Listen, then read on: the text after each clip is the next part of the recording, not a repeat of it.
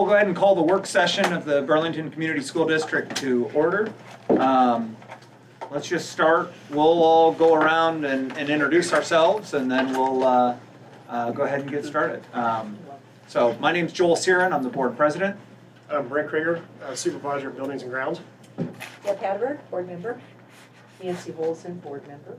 Dean Victor, board member. And I'm Tim Seibert with Carl Nelson Company. Ted Morrow, Carl Nelson Company. Darvin Kendall, board member. Greg Reynolds, Director of Business. And Pat Cohen, superintendent. So the way we're looking at is about 20 minutes presentation, and then 10 to so minutes of questions and everything from there. So I think it was 40. We got 40. Yeah, 40 and we 20. changed this a little. Yep. Yeah. Sorry. We were only a little panicked. We want to see what you're going to cut and what you're going to go. So you said 40 minutes of just questions, right? So, We're more than happy to adjust on the fly. No. So Excellent. Well, thank you. Really excited to be here. We're Bray Architects. We're going to start by just doing some introductions. My name is Matt Wolford. I am one of 3 owners of Bray. I would be your principal in charge, but very involved in the project. I think you're going to learn throughout this process that our leadership team is very involved in all of our projects. And so Steve and I are 2 of 3 owners. We would be actively involved from start to finish of your project. So excited to be here today and look forward to the conversation. Brandon Pearson with IMEG. I'm a principal in the firm and oversee one of our project executives on our education group. And again, I'm Steve Kunin, principal with Bray. Been with Bray. This next April will be my 30th year with Bray, doing schools kind of all through the Midwest, helping with the design. And I'm kind of the lead designer on the project, planner, the lead planner on the project. So glad to be here. And I'm John Mann with Bray Architects. I am out of our Davenport office. I've been practicing in the Davenport area throughout the Midwest region for almost 30 years. Side note, my wife is a Greyhound. She was a Burlington graduate, family's longtime Burlington resident, so we enjoy our trips back to Burlington regularly, and so it's nice to have that connection with you all here. That is. What's her maiden name? Menon, her grandpa was Hat, so Harry Hat over at Great Point Park is her grandpa. Yeah. So engagement and listening is a huge part of our process. You're going to hear that throughout. So we wanted to start by doing a little bit of that. We appreciate your introductions. Curious if anybody would want to take a swing at any of the questions. They're behind you. I'm going to have to remember they're behind you. They're also in your book. I guess curious, have you been involved in a process like this? Do you have any questions or concerns before we even get started? And then what would be a key attribute that you're looking for in your architect or engineer? Who's going to take a swing? Well, Greg has been involved in a lot of school construction. Yeah, been through basically through this process, several times. A previous district I was at, complete renovation, overhaul of the high school. So a little bit smaller building, but still kind of the same process. Okay. About a 3-year process in total. So it's Okay. a lot of work. Been through it. Absolutely. Yeah, I was involved in Mount Pleasant when they redid their middle school. And much like the project here at Burlington, the students are going to be in the facility while we're working on it. And that causes unique opportunities to arise throughout the process, and just the ability to explain to us how you're going to help us get this done efficiently, effectively, with the least disruption to the educational process. Excellent. You guys have heard my concern. Yeah. People signing off too soon on projects just to get things up and going and open the doors for classes. My other concern basically is just the planning process. How effective, what the timelines are, how flexible the timing process is. Ultimate flexibility is chaos, but you need some kind of structure and some type of timelines that you can live with, and if you can't, you need to explain why you can't. Great. I was with the staff for 33 years here and went through all of the building process in several of the buildings that I was in. I was an elementary music teacher. And my concern is listening to staff and being practical about what's done. There were several times in that whole process where I don't know whose idea, it looked good on paper kind of thing, but it was really not a practical thing for those of us that do the duty every day. And so I want to make sure that, especially with an auditorium situation, that we do what we need to do. So that, I'm concerned from that end. Okay, excellent, very good. Mine would be from the maintenance standpoint is of being able to maintain the structure after it's all built and everybody walks away from it. Excellent. You know, being part of that process. Darwin, you got anything? Because you were doing Yeah. fewer. I came in at the tail end of the construction for Aldo Leopold, which is the intermediate school, and then I was here for the construction of Edstone. So a little bit of knowledge with that, as with Mr. Hickstrom for a lot of that as well. My concerns are going to be similar to what others people are saying. It's listening to the staff and getting their input, and sometimes that might mean, sorry guys, but maybe not focusing so much on what administration's saying, because sometimes you got to listen to what the boots on the ground are saying and telling you. Getting this done with the minimal disturbance to them and to the students. Now I also understand that 27 cooks in the kitchen might make for a difficult recipe, so it's you know, I think you've got a challenge, and it's going to be interesting to see how you walk through that and how you tell us to walk through that. The final concern I've got is trying to get this done as efficiently as possible. We are stewards of taxpayers' dollars. We have to be very careful with what we're spending, how we're spending it. We don't want to. I don't care to make anything cheap. I want something durable, but we do need to be careful in watching what we're spending and how we're spending it. Any other board members, thoughts? I was a teacher at Aldo Leopold, coming from Oak Street when we closed Oak Street. And there were several things coming into that building that concerned me, and some that came up later. The windows in our classrooms were not very large. They would, because it was, of course, air conditioned. However, when all of this violence started happening in schools, and they talked about, well, get the kids out the window. I looked at the window and I said, I don't think so. You know, it's pretty small, especially for an adult to get out, and some of our kids are as big as the adults in a middle school. So that bothered me. And the other thing right off the bat was drinking fountains. There was only one drinking fountain, and you had to walk all the way the length of the building to get to the next one.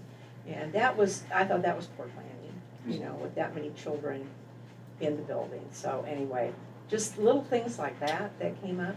Excellent, yeah. The biggest concerns I have is this is the last money we're gonna have to spend in the high school for many years. The next time we're able to bond, it's gonna be going back and redoing the elementaries and those things. So putting a design in place that's going to still function properly for education in 30 years is what's important. This, you know, as being stewards, this is our time to do that. We can't just design a school for 2021. Absolutely. Perfect. This is really helpful. We're going to talk very quickly about experience, and we're going to talk a lot about process. So a lot of the things that you just hit on, how do we engage staff, how do we keep the community informed, how do we make decisions, how are we organized but flexible, how do we know that there's going to be hurdles that come up along the way, unpredictable, but how are we ready to adapt to those? And so really appreciate your thoughts. And again, this is listening and understanding and engaging is a huge part of what we do. So appreciate you taking some time as we get started today. So a little about Bray. We're an almost 60-year-old architecture, interior design, and engagement firm. Our focus is almost exclusively K-12 educational. So we, probably 90% of our revenue is born just out of K-12 work. John, Steve, and I are with Bray. Brandon's with IMEG, a great longtime engineering partner of the firm. But we practice all throughout the Midwest. So we have presence we have the Quad Cities surrounded with Davenport and Moline. It's an long story for another day as to why we have a presence on both sides of the river. But we were founded in Sheboygan, Wisconsin by a family. Steve's been with the company 30 years, that's crazy. I've been 25. I actually got my job with Bray by picking up the phone in my high school CTE classroom and calling a company out of the yellow pages, Bray. And 25 years later, Steve and I now are two of the three owners of the firm. So foundational to what you do, critically important. I'm a great case study in it. We're about a 90-person firm. Again, as I said, almost all of those 90 people focus on K-12 work. We do other things, a little bit municipal, financial, et cetera, but the vast majority of our work is in the K-12 market. We're a medium-sized firm, but we have the resources of a large firm. So we as leaders, Steve and I, will be actively involved in your project from start to finish, as I said before. We bring you communication specialists, graphic designers, specification writers, quality control personnel. but we're not handing you off as leaders to project managers and others. We're going to be active part of your project. John, Steve, and I are not here because we were available today or because we're the best interviewers. For better or worse, we're here because we're going to be your team, and we hope that means something, and we're going to be committed to you for the duration of the project. In addition to the three of us, we've got a great bench of talent that's going to be supporting us. On the bottom of the slide in front of you, Kyle Clark, dedicated quality control personnel. We'll talk about that a little later. Full-time specification writer, critically important to maintaining quality in our specifications. Stephanie's our interior design manager. Architects love to show pretty pictures of the exteriors of their schools they're done. Kids walk past them and then spend all day inside. Interiors is critically important, not just to the success of the project, but to the durability and maintainability, as you said before. So Stephanie will play a very critical role in the project. And then a team member, Agatha, is one of our educational planners. Our good fortune and yours, she's just coming off maternity leave, middle of this week, yesterday. So she's available and ready to go. She and Steve work extremely well together, and we're going to talk a little bit about what that educational planning process means. So really excited to bring you our best team and commit them to your project. So our consultant team includes Martin Whitaker Civil Engineers. Martin Whitaker is Muscatine-based. We've enjoyed a long-standing relationship with Martin Whitaker, and actually the project lead for them I've had 30 years of experience directly working with for civil, site planning, and even stormwater and traffic management. So they're one of our team members, and Brandon's going to introduce IMEG. IMEG is a full-service engineering company. We've been headquartered out of the Quad Cities since the 1960s. We are a larger national firm. We're ranked in the top 10 in engineering in the U.S. We're also in the top 10 in specifically the K through 12 market. One of the top 100 overall design firms, so that includes all design firms, not just engineers, voted greenest. So sustainability is also important to us. I am based out of the Quad Cities. We do, I mentioned full service engineering, but on this project, the mechanical, electrical, plumbing design, fire protection, and technology. I'm one of the principals in the company, and much like Matt said, I do like to stay active in the project, so I will be involved. We will obviously have other team members involved throughout the process just because of the size of the project that we're talking about, but I like to really be involved in the master planning and then stay involved throughout the course of the project. One of the reasons our partnership with IMEG is so strong is they have a dedicated K-12 engineering group. So when we're starting a project or moving through a project, we're not getting an engineer that came off a hospital or did food processing. They really understand education and what it means. They understand the technology aspect of delivering a K-12 project. So it's a great partnership that we're really excited to bring you. I'm going to move quickly through these to keep us on track. Wanted to spend just a few minutes talking about our experience. As I said, the vast majority of our work is K-12 educational.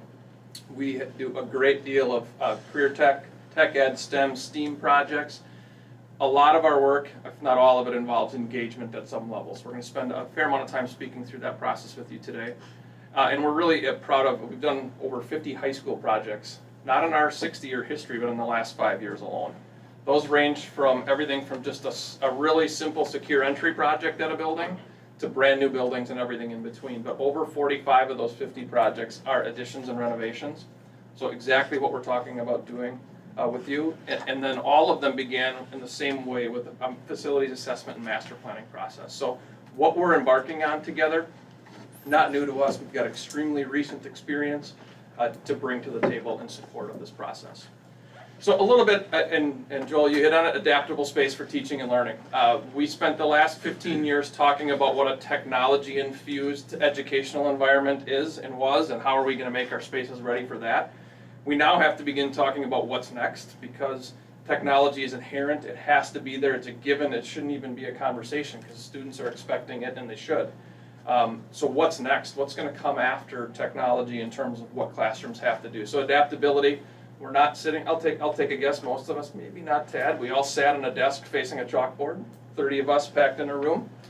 We know now that's not even close to how teaching and learning is happening anymore. So classrooms and educational environments have to adapt. They have to be flexible.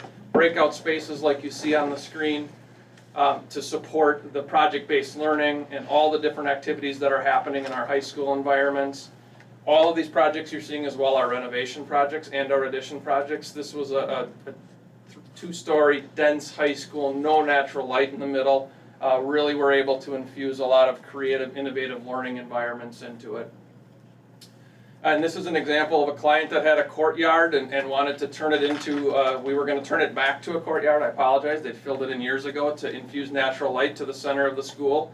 And working with them and the construction manager came to realize that it wasn't that much more expensive to install a skylight. Skylights are scary to some. They can be done well if they're designed and installed correctly.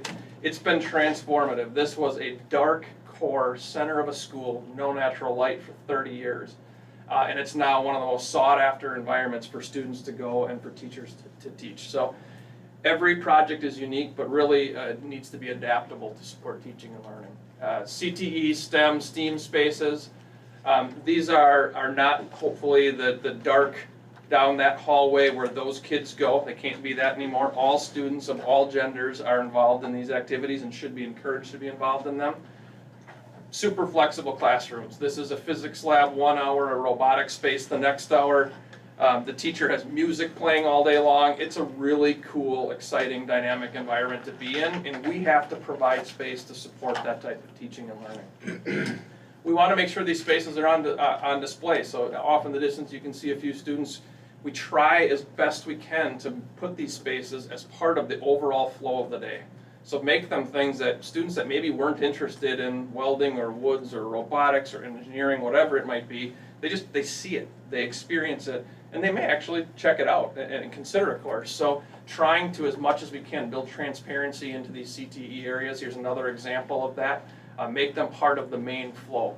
Not going to be as easy in your situation, given where we are with the detached, but there's ways to do it, and we want to talk about how do we make sure that more students are seeing and experiencing CTE and the important aspects of what we do and the fun that it is to be in those classes. And then agriculture, whether it's a traditional greenhouse, live animal spaces, simple aquaponics or hydroponics, again, not burying this down a hall or in the back of a school, putting it on display. This isn't a main thoroughfare. Our clients have seen increased enrollments from all genders at all age levels when they've made appropriate investments in CTE, and we're really proud to help support them if that is one of their goals. Gymnasiums, they come in all shapes and sizes. I think a lot of people think they're just big boxes with a wood floor in them. There's a lot to them. There's a lot of experience, a lot of technical that has to go into them. Whether they're competition gymnasiums, 2 courts, 3 courts, whether they're just simply practice facilities with little to no bleacher capacity. Do they have community aspects to them? Are we going to invite the community in to walk and to run? How are we going to engage them in that space?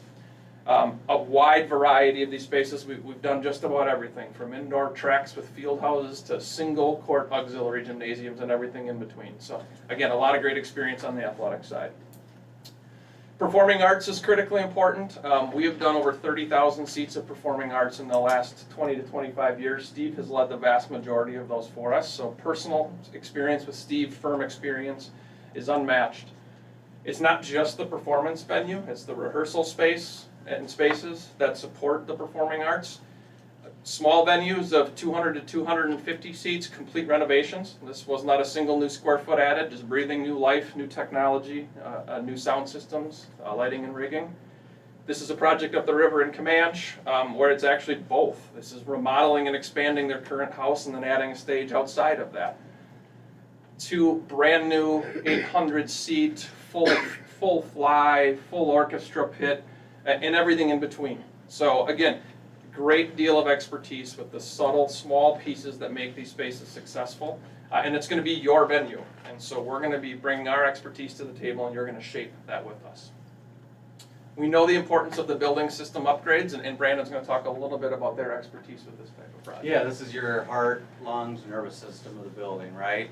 Some of these pictures we're going to show you, a lot of you probably never even have seen these in your buildings. You don't see them, but you know when something doesn't work, they all of a sudden become important, right?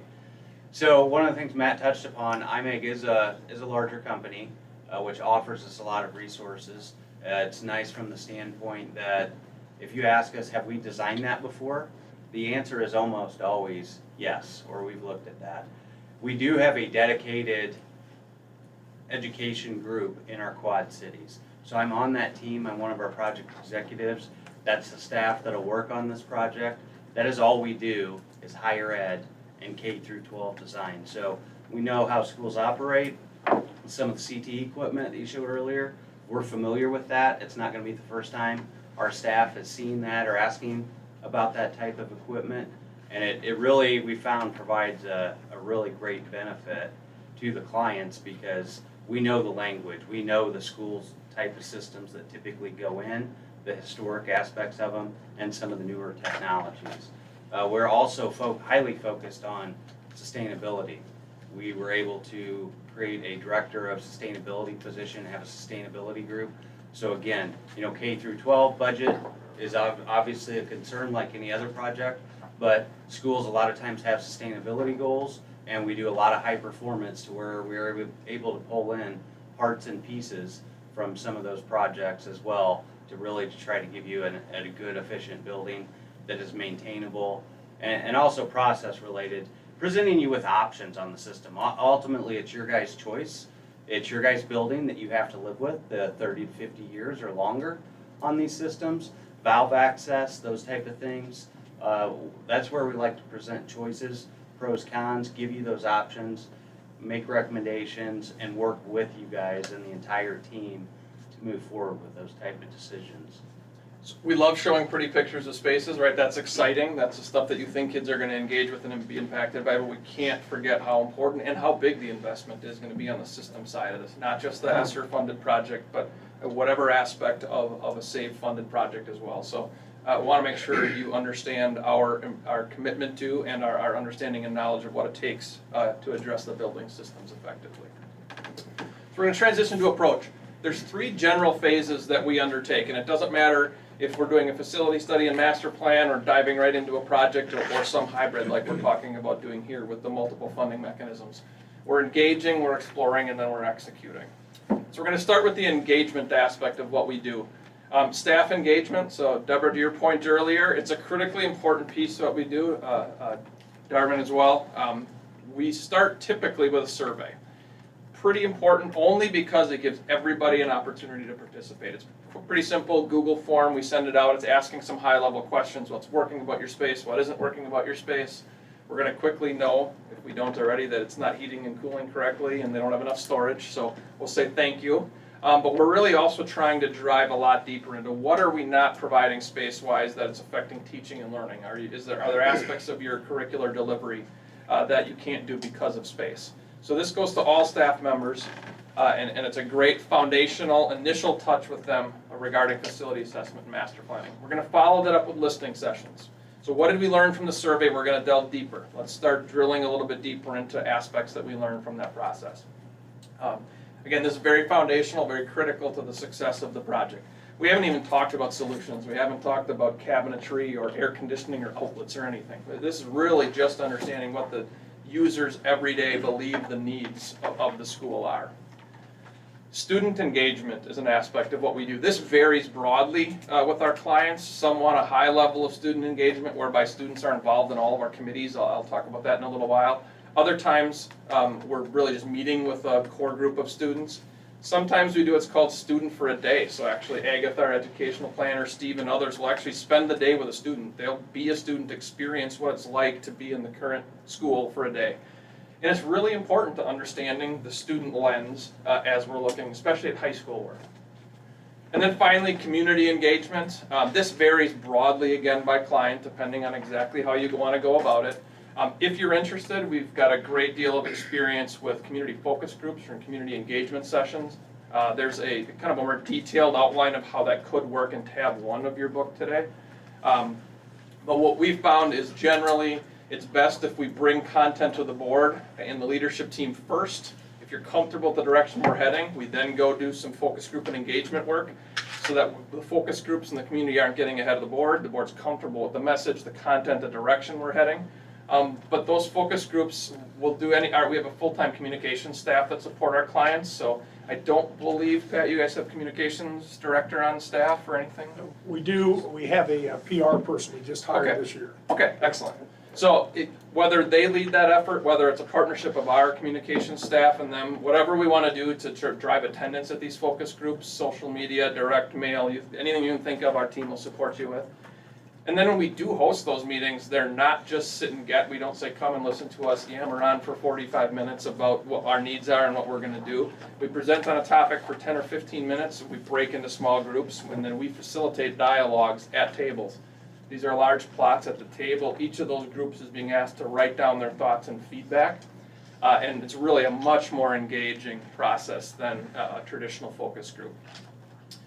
We've also learned through the pandemic that virtual interaction is become an expectation. And we've actually seen, we thought we'd see the opposite. We've seen attendance go way up by offering virtual options. Even post-pandemic, we're still offering virtual options because the parents that have run somebody to dance and take somebody to do another event, they can sit in their car for an hour while the student or their child is, and they can actually be part of it, whereby they couldn't attend otherwise. So lesson learned is always offer this hybrid option. We've found attendance to go way up when we do those engagement sessions. After we've defined those needs, and we're going to continue to do that here, we're going to start exploring solutions. One of the first pieces continuing this process is the needs assessment. 3 general lenses we're going to look at the school through: interior, plumbing systems, HVAC systems, Americans with Disabilities Act, flooring and general aesthetics; exterior, roofs, windows, doors, parking, drives, drop-off, how do the buses work, how do deliveries work, are they working effectively, all those critically important pieces. And the final piece is space, quantity of space, capacity for growth, stability, decline, whatever the specific condition might be. How are we supporting our co-curriculars, our Phi Ed, our athletics, our fine arts, looking to the future, what needs might we have? But really, it's about aligning your curricular delivery goals with the type of space you have. And Steve's going to spend a few minutes talking about what that process looks like. Yeah, thanks, Matt. So we've got a lot of data. We've talked to a lot of people. We could take that data and probably start designing a school, but it wouldn't be Burlington school. And so we want to take a step back and start from a 30,000 feet and really get to know you and your community members and staff and everyone else by going through a visioning process. And that's where we really learn not only what's working now, but what do you see happening in the future with the district. We start to ask questions like, quantifying the spaces, what types of spaces, what kind of rooms you have, but beyond that, even talk about the history of the school district. What is important to Burlington? How can we make this building unique to Burlington? What is the signature of the school? All those kinds of things where we really want to ask kind of open-ended questions so that we can tailor our designs not only to meet specific needs, but also to create kind of the soul of the building. And so it's a little bit kind of esoteric in how we go about that, but it's really important for us so that we don't just come up with a school that we've done 100 other times or that you've seen. We really want this to be unique to Burlington, and so we would take this visioning process to really work through that, those ideas and what makes Burlington unique. So after that, what we do is we start to we do that with kind of a process. I mean, we can go to the next slide, Sure. Which is, these are some of the things we're going to ask. What defines your learning process? Are the subjects integrated? Do you see personalized learning? Are there large group? Is there collaboration? There's many other things, but those are the kinds of things we're going to talk through. What should a learning environment at Burlington High School look and feel like? We'll have the needs, but what other things are we going to use? What's the environment feel like? Is it natural light? Is it environmentally friendly? Is it all those kinds of things that are not necessarily quantifiable, but they are important components. And then we'll take this information after we've gone through this process and start to look at an actual program where we start to look at the spaces and define the spaces. And, yeah, what we do is we sit down and actually that other slide, Matt. Sorry, I'll thank go, yeah, I'll go through. We'll sit down and we start to take a spreadsheet with specific spaces. And we'll sit down with the staff in a large group and start to ask questions, maybe spend a half an hour or 45 minutes in small groups looking at each space and prodding them, talking about futuristic things and where does this program want to go. And we'll record it like we did here. That's on the left is just what we would write during the process, and then we'll clean it up and document it as we show on the right. Then we take that information and start to refine it even more and come up with a program. And that's really a list of spaces in the school that a lot of these will be existing spaces, but we'll also we'll compare that with what might be new spaces. So we do an analysis that in a spreadsheet form, which then starts to guide us in our solution exploration. So we've got concrete needs, we've got kind of a feeling of the building, that soul of the building, and then we start to look at site plan generally first. Again, a little bit, we'll do a site analysis. Where is there room to add on to if that's a need? Parking, athletic fields, circulation, all those things that are going to affect the site. And then that will inform us as to how we can start to look at the inside of the building. And then we'll start to do a number of iterations. This was probably the first or second iteration of 50 in this particular school. And we just start to look at what needs to be heavily demolished and remodeled, what needs to be maybe a lighter touch, where the additions are, how can we organize the building so that it reflects the vision, all those kinds of things we start to look at in 2 dimensions. And I think that most of our clients, when they get through the visioning process, may not make a lot of sense initially. It's amazing when we go through the process, when we're at the dedication to the building, the staff they say, I get it now.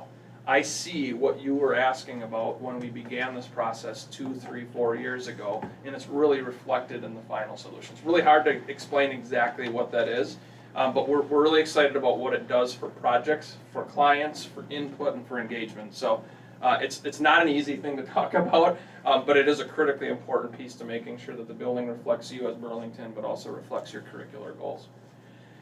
Budgeting is critical throughout all of this as we're developing 2-dimensional floor plans. Tad and Tim put a budget to that. There's a lot of holes there, isn't there?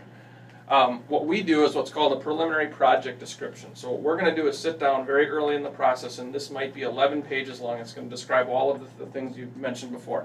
What are the flooring systems? What are the roofing systems? What are our goals for quantity of windows on the exterior? So we're not just defining quantities, but also quality expectations that you have. So trying to fill in the gap at a very early phase in the process between a simple floor plan and the Camco team being asked to put a budget to that floor plan and make sure that we're managing your expectations for quality, quantity, etc.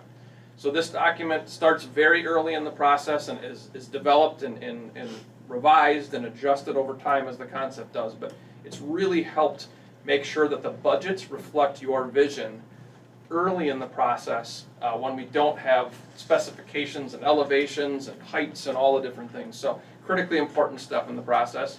And then as was mentioned earlier, I don't recall who, construction phasing has to be part of this. How are we going to continue to deliver education safely with as little impact as possible to our students and to our staff and to our community members throughout the process. So again, this was done at a very early phase. This document is an example. It's the same floor plan as you saw here. This was a intentionally difficult, but 9 different phases over a 30-month period of time. I don't think we're going to be in that situation. This was a unique situation, but goes to show how detailed we have to get early in the process to make sure that we can clearly, the budget can accommodate whatever length and phasing needs to be there, but we can also communicate safety for parents, ability to keep delivering education throughout the entire process. And then the final piece is execute. How are we going to go through this process with you? Tab 2 in your handout has what is likely a wrong summary, but it's a first swing. And we haven't had any interaction with you to fully understand. But this shows generally what we found success, and to continue that engagement all the way through the process. So we're gonna have what's called a core planning team. That's gonna be district leadership, high school principal, athletic directors, activities directors, fine arts reps, but kind of a leadership level. This is really the group that's gonna be responsible for engaging and communicating with the board directly. And we have to have a decision maker, right? There eventually has to be somebody that's gonna say, this is the direction, turn right, turn left, whatever it might be. That's core planning team, as we call it, is gonna be the key. That core planning team, some districts have board members on the core planning team, some districts don't. I'll leave that for a future conversation. But then we're supported by subcommittees. So what we have on here is a fine arts subcommittee that's gonna be advising if there's a performing arts component to the project. They're gonna be providing advice to the core planning team. We have just a general education and curriculum. If we're gonna be doing a remodeling of the building, what do we need to do to make it sound educationally? We might have an activities and athletics subcommittee. Again, bringing our key stakeholders to the table in an advisory role. You'll see in that description, if you read it, every one of them is advisory. They're not making decisions, they're not giving direction, but it's being that conduit, as a number of you mentioned, the critically important nature of getting staff input into the process. They're involved when we start defining needs, they're involved when we're designing the final solution, and at every step in between. And then the final piece is there's usually an operations committee.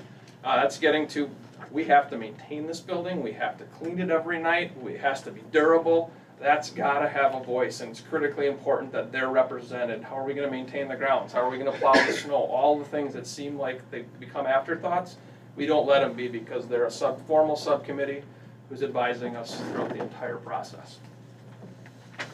So as Matt talked a couple slides back, we start with this preliminary project description and the sort of the vision plan for the project. Then our real difficult process is to turn that into a tangible, workable project. And we wouldn't be successful at the architecture we do if we weren't also successful with budget management. And so at the very outset, that preliminary project description and that floor plan set an expectation of what we can accomplish within the budget. Then as we work our way through the process, we're doing a checks and balance. So we have landmark periods through the construction document development where we go back and check with the advisory groups, make sure that we're on track from a goals standpoint. But we also work very closely with the construction manager to do cost check. And that cost check helps us understand that we're staying on target with the budgets that we started with the solutions we're producing. And we do that all through the process. But the other thing that we want to do too is we don't want to get to the end of the process and say, we got to value engineer this and get the budget down. We start very early identifying possible ways to safeguard the budget at every step, so that should we start to get in trouble, for example, in today's climate where numbers are all across the board for material costs, we have a fallback for where we can go. We've already talked about an option that could save us potential money, so that our design team is able to react, our construction team is able to react, and then you as the owner already have been made aware of what those decisions are. And then the other component that's tangent to that is that we really have to be critical of that life cycle maintenance and operation impact to all of the decisions we make as we start specifying the projects or products, detailing the connections and assemblies, and that way we know we're not just safeguarding the budget for bid day, but for 5 years and 10 years down the road, because this has a continued implication of cost impact to you as the owner. I guess the other thing I would say is that nearly 3/4 of all the projects we do are in partnership with a construction manager. So we are familiar of how to work as a team, not as an us and them, but as a closely aligned group that works together to both make sure that we are delivering the quality level of solution that you're looking for, but also that we're safeguarding the budget, and also working within the time constraint challenges that all layer in to really impact the success of the project. And so we have a process that works very well with construction management. All along the way, as we're doing all these checks with advisory groups and with budget check, the other thing internally, Matt mentioned Kyle Clark. He's our dedicated in-house quality control manager. we send an internal review set to him, as you can see here, 5 times throughout the project. Sometimes we even throw in an extra one here or there as needed, but from the very beginning, moving from a vision plan to a design development, send him the information, let him do a review to make sure that our envelope is being thought of correctly, make sure that some of the details of how we're assembling the building work correct. That design gets progressed, we're going to send that back to our quality control to make sure we're still thinking about the architecture solidly.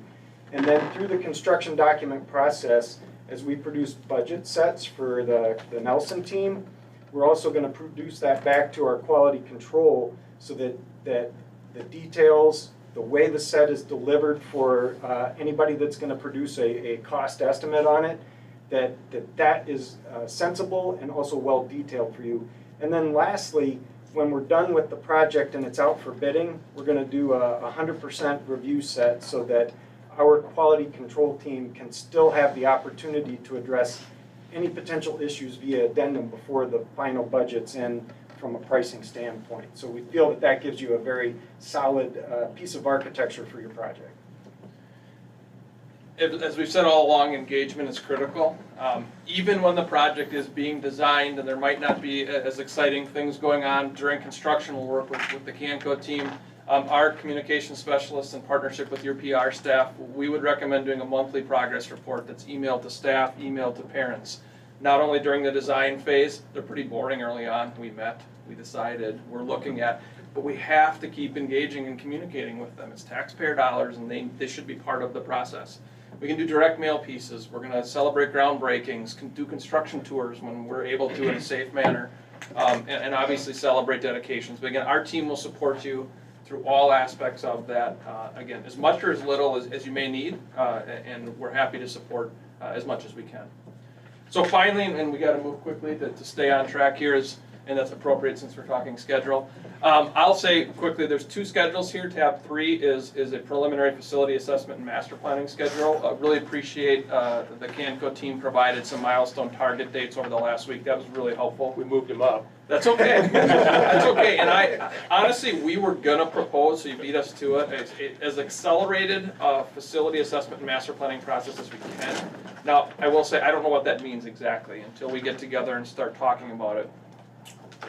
We're not sure how we align ESSER investment with facility master plan because they're going to be going on at the same time. And so we don't have the answer. We're going to want to explore that and find the answer with you as how fast can we move here. But we also don't want to rush along because we're making 20, 30, 50-year decisions. So we have to find that right balance of going through this process, being thorough, doing the engagement, balancing that with the demands of the ESSER project to make sure that we're on track. That investments we're making with ESSER dollars aren't going to be jeopardized during the SAVE funded project. So there's a lot there, but it's something we're really ready to go and excited to get started on. So this schedule you see in tab 3 really is for the phase 1 facility assessment and master planning process. We don't have at a high level any concerns with meeting an early 2022 completion of that process. And then we also produced an ESSER schedule check. Just like Matt said on the site, we don't have any concerns with this schedule. We think it's appropriate for looking to engage contractors for the start of 2022 work.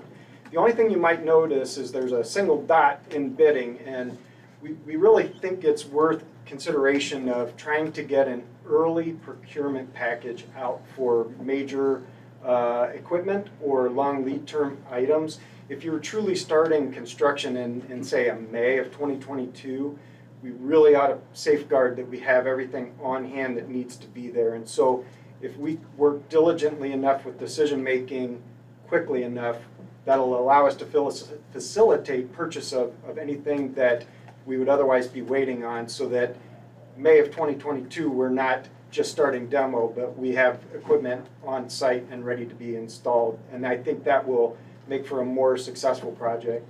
We know that's not perfect, and we would rather not do it that way, but it's the reality, and Tad and Tim can speak to this far more than we can, of things that used to take 6 to 8 weeks to get are now taking 6 to 8 months to get. And so let's protect against that if we have to. If we don't, if things normalize and we don't have to go that early route, that's better for everybody.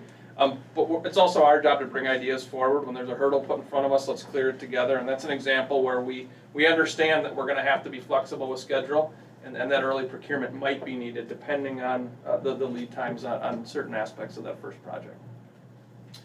So thank you. Looking forward to answering any questions or continuing the conversation. Questions?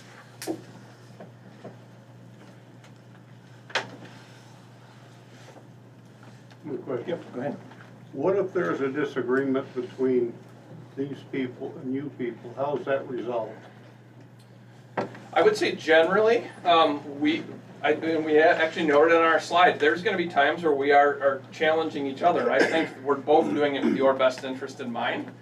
In my 25 years, I can't think of a time where we've had a disagreement or a challenge with a construction manager whereby we couldn't agree to come forward to bring the options forward to the core planning team or whatever version of our small group is and say, we have different opinions on this. There's advantages and disadvantages to both options or directions, and we're just going to support you in making a decision. There's no hard feelings. It's not a we lost, they won, or they won, we lost. We're all working mutually to maximize your investment and to make sure that you're getting the building and the project you deserve. I might actually just embellish a little bit further. Part of sort of avoiding conflict is to understand the expectations up front. If we can lay out the expectations from all parties and align ourselves in consensus with that, those disagreements are going to be very minor and also have a minor impact on the flow of how the project sequences as well. Good question. Yeah, I was glad to hear you mention trafficability. As a superintendent, constant phone calls, people can't get in and out, those type of things, and just the idea of having that in the forefront of your mind. I've worked at multiple school districts, and next thing you know, it takes 45 minutes for everybody to even get out of the parking lot. You know what I mean? And just how do we best work with the road structures around the facility? Yeah, we hope that the easy solution is typically the most cost effective, but it likely is going to bring some operating impacts. We're building where the electrical service is. Well, you can't do that. You have to have the new electrical service before you take the old one. So starting very early in the process of hopefully finding the most cost effective solution that's going to serve you extremely well for the next 50 plus years. But it has to be buildable, it has to be feasible, and it has to allow school operations to continue. That's going to be a huge part of our back and forth and partnership, is making sure that as options are explored, we're identifying the potential phasing challenges and bringing you solutions. It's not our job to just bring you 12 challenges. Our job is to bring you 12 challenges with 20 solutions and allow you to pick the best one that's in your best interest.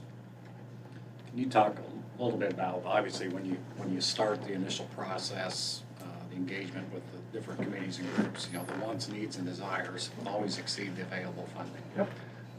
We're looking at a 50-year-old building, possibly a new gymnasium, auditorium, those things. But one of the focus points for me is let's take care of this existing structure first, because I don't want to build an auditorium and gymnasium and 10 years ago. Well, shoot, now we got to update the completed electrical systems, new panels, those things. So how do you work through the process of identifying what are the priorities and needs with the available funding?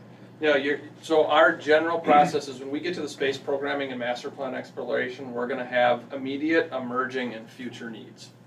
We know, I shouldn't say that, we don't know that. It's highly likely, and in most cases, we're going to end up having some aspects of a master plan, especially after we do all that engagement and hear all the wants and needs, that certain aspects of the project, they're valid and they may be goals, but they're not a first phase priority. That doesn't mean the master plan should ignore them. It doesn't mean the process should ignore them. It means that we should document where they could go. It should mean that the master plan doesn't impede the future ability to add those aspects of the project.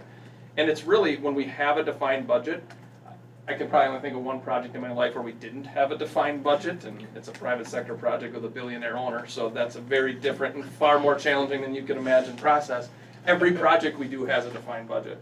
So the process of identifying immediate, emerging, and future needs, working backwards through a master planning process to implement as much of that master plan as we possibly can in an initial phase, but making sure that we're not blocking your future ability or path forward to realize the full vision of that master plan. How that works is constant back and forth in communication with you and with the Canco team about what can we afford. And we can all tell probably horror stories about the brand new science lab with the roof leaking, because that was a far more interesting project to do, was the science lab than the roof. If we don't have a building envelope and a set of building systems that support all these additions, I'm with you. I think we're heading in the wrong direction. So that falls into an immediate project column or category, and we just keep working our way across until the dollars aren't there to go any further. Very good questions. Any others? I appreciate hearing how you are striving to communicate with newsletters, information. I think one of the things we hear sometimes that our community doesn't get enough information and communication from us. So I think as this process evolves, it's going to be really critical for that. So I appreciate that part of it. I think that will be. It doesn't have anything to do with the building itself, but it has a lot to do with how people feel about what's going on, and that's going to be really important. So. Yeah, engagement, and that's, while I am an architect, they don't let me do architecture, which is smart for you and for them. My job really is, and I grew up leading engagement efforts, so all I've done for the majority of my 25 years is community engagement, communications, all in the K-12 sector. And then now we've built out a team who really understands what it takes to do that well. And we had this light bulb moment when we were doing a dedication, and a nice woman was walking, a community member had not been in. She said, you know, you really communicated really well and a lot when you were asking us for money. And then as soon as you got the money, you stopped. And it was just this shocking moment to me. I was like, she's absolutely right. And we're not going to do that anymore. And so we've really changed how we deliver projects in partnership with clients to make sure that communication is seamless from start to finish. Have you had a chance to see, you've probably driven by the high school, have you? Yeah, some of our teams toured it already. Okay. Yep. Okay, so we're looking at a 60s structure that looks and screams and acts like a 60s structure. Absolutely. So. Yeah, I mean, looking at existing drawings and seeing some photos, the biggest challenge probably is just the construction type. It's a bunker, right? It's cast in place concrete, and that's great in terms of what it brings you in terms of stability. It's more complicated when it comes to renovations, but we're very used to that. As I said, the majority of our work is in additions and renovations, and so we're excited to get in and really start working with you on exploring where we can take the building. Right. Yeah, that building's got good bones. Good for something anyway. I'm interested in your perspective from a planning standpoint. Do you see much variation in facility designs based on differences in how each school delivers their education? Do you see differences significantly or not? Well, yeah, I think so. I mean, I guess you could define significantly, but you know, some schools like some schools want to reorganize their curriculum and how they deliver it. So they might create, rather than departments, they'll create learning communities. Not every school wants to do that. They're not ready for it, or it just doesn't fit into their approach. Yeah, they might want small learning communities in one school and others don't. Usually the special ed delivery is completely different from school to school, you know, depending on the need and how food service is delivered. You know, everybody goes to a big cafeteria, right? Not all schools are doing that now, and so some are, some aren't. So we see a lot of differences, and that's why we do this visioning process, because that's when the innovation comes out. We can hear things, ideas, and you know what's going to make Burlington unique, and that's why we really need to get into how you deliver your, not only now, but how you would really prefer to deliver your education. Maybe you're sort of doing it now because that's the building you have, and it won't allow you to explore different ways, and we're going to work through that with you. So, thanks. Okay. Go ahead. Yeah, I see, we looked at the Comanche and talked to the superintendent up there. I see Agatha was not on that team, but is here. Yes. Assuming that's because she was on maternity leave at the time. Two things. Great question. So Comanche was really, from the outset, they came to us and said, we need an auxiliary gym, we have an old pool we're filling in, and we need to do something with our performing arts space. Okay. So they didn't have a huge educational need. They'd addressed that in their last project 10 years ago. We generally keep Agatha focused on projects that have a high level of demand for educational planning, educational visioning. It really is her expertise. Okay, good. I wish she could be here. She's awesome. And you guys would really enjoy working with her. What's the Really talented. division? I didn't quite grasp it for sure. I take it that John and Steve are doing most of the architectural design anyway. How do you divide that up between you, and how does being in different offices, how do you deal with that? Obviously, you've been doing it for a year or two. Can you speak to that? Sure.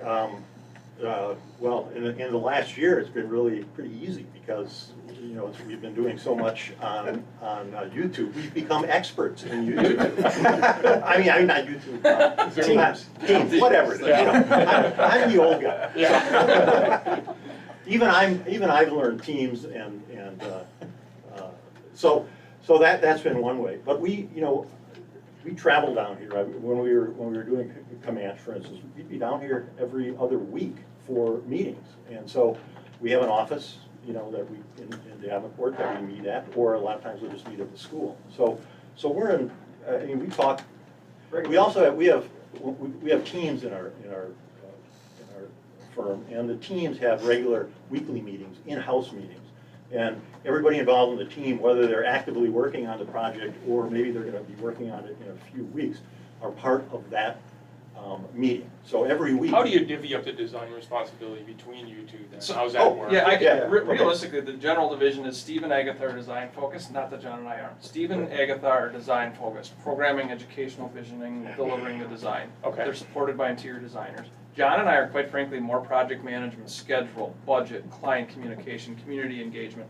So it's really more process and architecture, and then the delivery truly design-wise is Agatha and Steve. And then I'll manage the team that does production beyond that. Document Steve production, will, correct. Yeah, Steve will actually stay on board to kind of cross-check to make sure we're still staying on track with the original design intent. But being part of that organizational process all through will allow me to communicate with the team that I'm managing that everything stays on track. The other thing I would note is just from a firm standpoint, we're interdisciplinary in the firm. So we're not all just going to work out of the Davenport office. We may work firm-wide, but that is a situation that we're completely competent and comfortable in. We were actually early users of virtual platforms like Teams so that we could cross-communicate between offices or handle projects in far and away locations as well. So that works out very well. So do you guys have, I don't actually know how much technology is an aspect of this project. I'm expecting some. I don't know how to pronounce your electrical engineer's name. Is it Gaurav. Gaurav? Would he do the technology, or would you have one of your specialists do that, or how does that work? We have a dedicated technology group. They're Okay. a separate team, so that is all they do is low voltage, other than Gaurav would do fire alarm. Okay. You know, because it's more of an electrical Yeah. life safety system. But all your voice, data, phone, security systems. You'd have your technology group do That that? would be our technology designer that we would assign to the project. Okay. And we actually create a separate T-series of drawings just specifically dedicated to technology. And I see that is he a licensed engineer or not? He is not. So you would stamp the drawings, or someone in your No. office, or We would have somebody involved through the process doing quality control that would. on the electrical side? Yeah. Yeah, he's a senior engineer. He was born in India, went to school in India, Mhm. so there's a couple technicalities that he's working through to try to get licensed. Okay. Great question. Any others?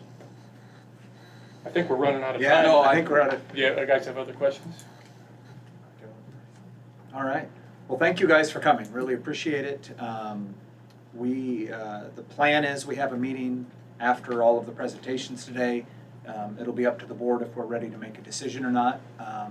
If we're not, I would anticipate one shortly at least, if not today, so. Excellent. Well, we're really thankful for the opportunity. We're excited to bring our depth of experience to you, and really excited to continue, hopefully, the path you've started on the high school project. We're ready to go. We've got the resources available. This timing is perfect for us, so we're really excited to join the team. Great. If there's any more questions, please let us know. Will do. Thank you. Thank you very much. Thank you Appreciate very it. much.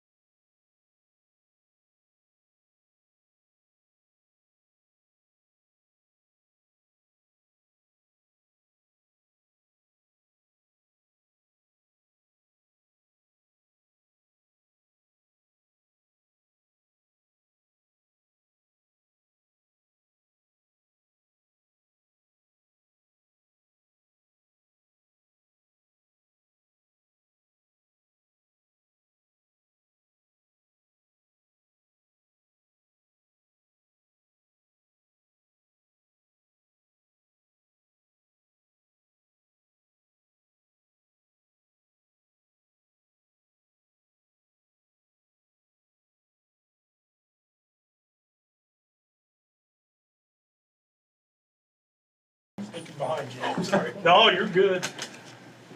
Thank you guys for coming.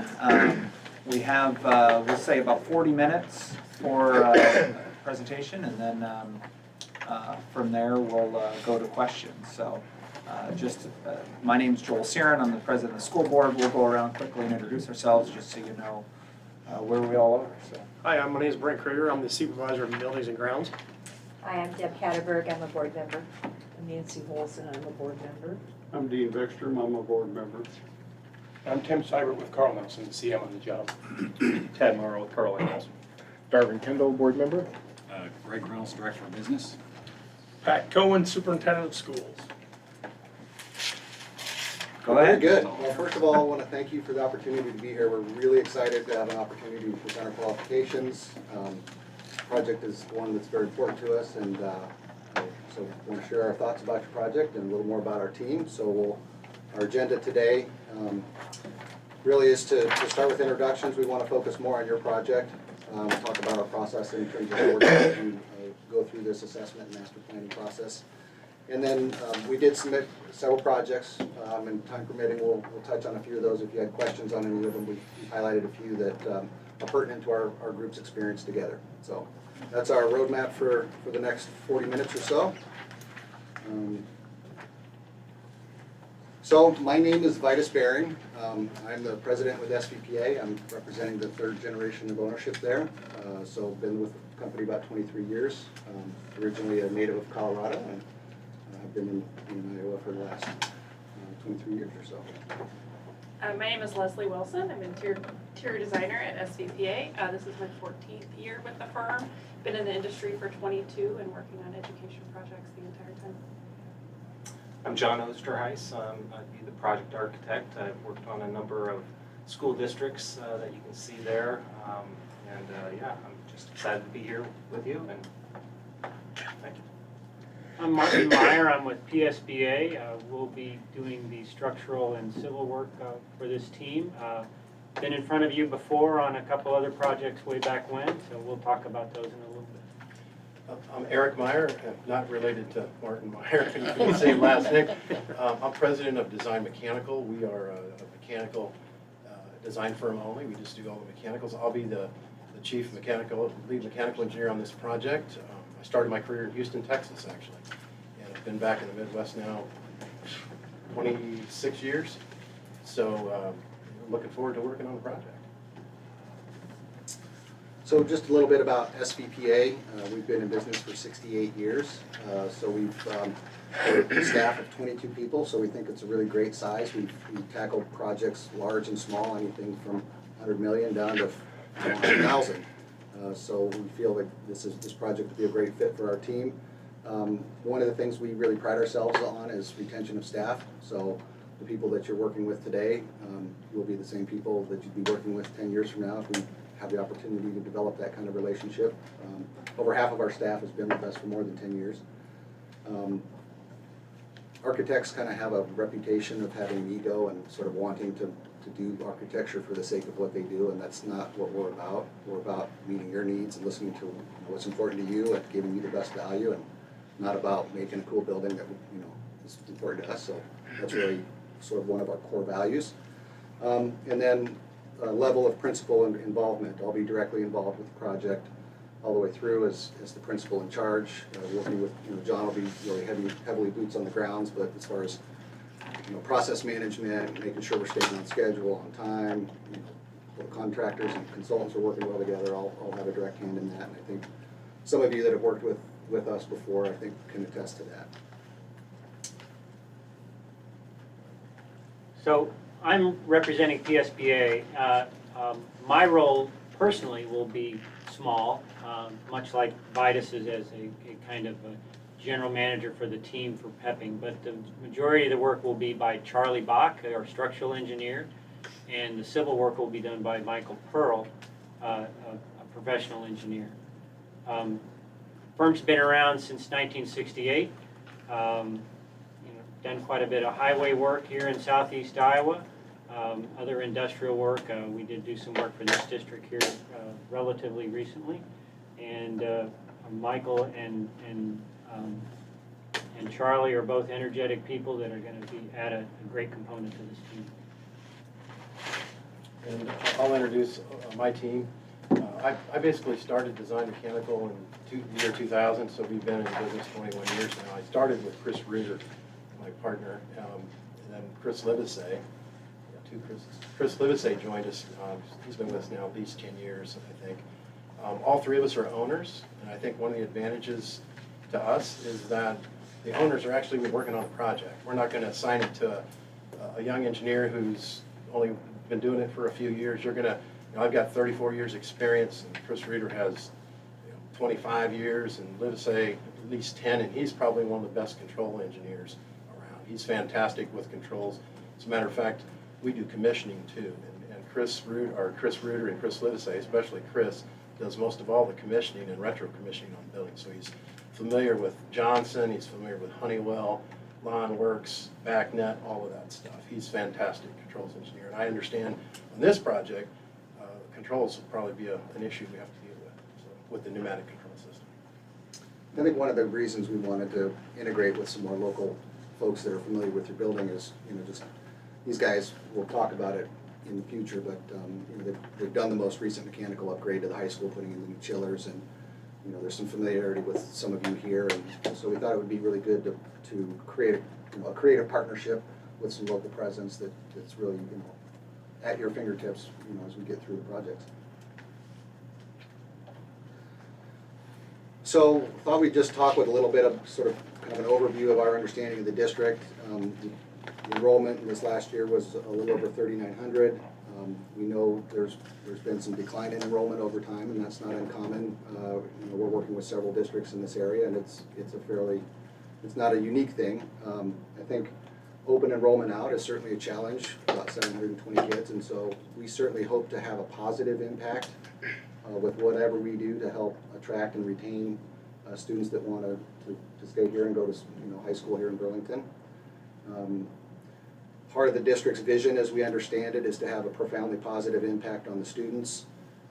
It really struck home to me when we came to the pre-bid about having a higher level of poverty, free and reduced kids, that you're serving a population that you really want to make sure every dollar is impactful and you make the most that you can with those dollars, and so we're sensitive to that. You've been fortunate to upgrade a lot of your facilities, elementary, middle school, have had modernization over the last several years, and so really the focus now is to let's make sure we look at the high school and get that where it needs to be to continue serving the district for a long time to come. Tad and Tim have been good about providing some clarity in terms of schedule and budget and how we want to organize these projects. Once we get through the assessment, we're really focusing on developing the best target value we can for a $7.2 to $7.6 million ESSER project, which will really focus on air quality. We've been chatting for the last couple hours, and Eric's got some really interesting and fun stories about that, believe it or not. Yeah, we've actually been doing a lot of air quality because of COVID. We've been doing a lot of negative pressure rooms with UV disinfection and plasma ionization. So because of that, these new technologies have come out for air quality. So we've had quite a bit of experience just because of the whole COVID thing. So the other piece that will come out of the assessment is, again, finding the best target value we can for you to maximize the use of $25 to $30 million of SAFE funds to improve the high school. And again, it's we practice in lean principles, and some of the things, Pat, that you mentioned in the initial visit here was eliminating waste and maximizing value, and the process we go through is very much about the same thing. So, and we would ask you guys to chime in if you have questions, or we kind of want to bounce off what we've heard from you of what some of the kind of the key bullet points would be for the project. The original building was built in '66, pool addition in 1974. There wasn't a whole lot of discussion in our walkthrough about pool needs, but we understand there may be some mechanical issues, and a lot of times we do a lot of swimming pools, and they're tough. They consume a lot of energy. They require a high level of maintenance, so we'll want to be real cognizant of making sure that you're not letting, energy dollars flow out the roof there. But really, from what I understand, the focus is to make sure we take care of the building first, get the utility, the infrastructure, the mechanical, the envelope, make sure that the building is going to serve your students well for 50+ years to come. And then, once that task is achieved, if there's some funds available to do some other things that might include some additions, life safety. Well, life safety will be an essential piece of that, but there's been some talk about the vocational career tech options of making improvements there. And the next tier of things that we understand are maybe on the list of to-dos is the science rooms. It was fun to tour them. They're sort of unique but somewhat ancient. So there's a lot of opportunity for improvement there. We've done a ton of science room remodels and new spaces that, STEM programs and Project Lead the Way, a lot of those things are changing from your traditional, chemistry and biology labs of yesteryear. There's been consideration perhaps for an auditorium, and so we'll evaluate that. We've got a great deal of experience with those. Potential second or auxiliary gymnasium addition. Wasn't specifically mentioned, but after the tour I did a little further walk through the building, and you've got kind of a unique entry where you can come in the building and go through an outside courtyard to get back into the office. And we're seeing a lot of districts really focus on security and safety, and so there may be some things that we really kind of keep an eye out there, that if there's ways to improve building security and enhance that warm and welcoming feel for guests. A day like today, it's not too warm and welcoming. You have to come in and go out in the rain to get into the office. The other thing we noticed again was the connection to the industrial arts building. Having students have to go out of the building and in the building, sometimes there's potential for security concerns there. You guys have a really awesome culinary arts space. Looks like it's been updated, and I don't know if that's having an impact on the FCS program, and if there's some opportunities to kind of bridge the gap between more residential traditional FCS programs and the sort of the more career-ready culinary arts programs, depending on where the kids are in their progression through grade levels. We'll also review the conditions and needs of athletic facilities. We've never been in one of these assessment master plan projects where the athletic department doesn't have grand vision of something. We know the auxiliary gym is on there, but there may be wish list items for other things. And then the last bullet point I want to really focus on here is the importance of safety and the careful sequencing of work. We've done a lot of these kinds of projects that occur over 2 years or more, and they go in phases so that you improve one area and you're working around students. And we've got some good experience with Carly Nelson in this, and just making sure we have a really good plan for the safety of students while there's construction going on adjacent to areas that they are. And you've I think thought ahead about some space to accommodate those, or some mobile classrooms that maybe aren't necessarily utilized heavily now, but might be a key part of that plan.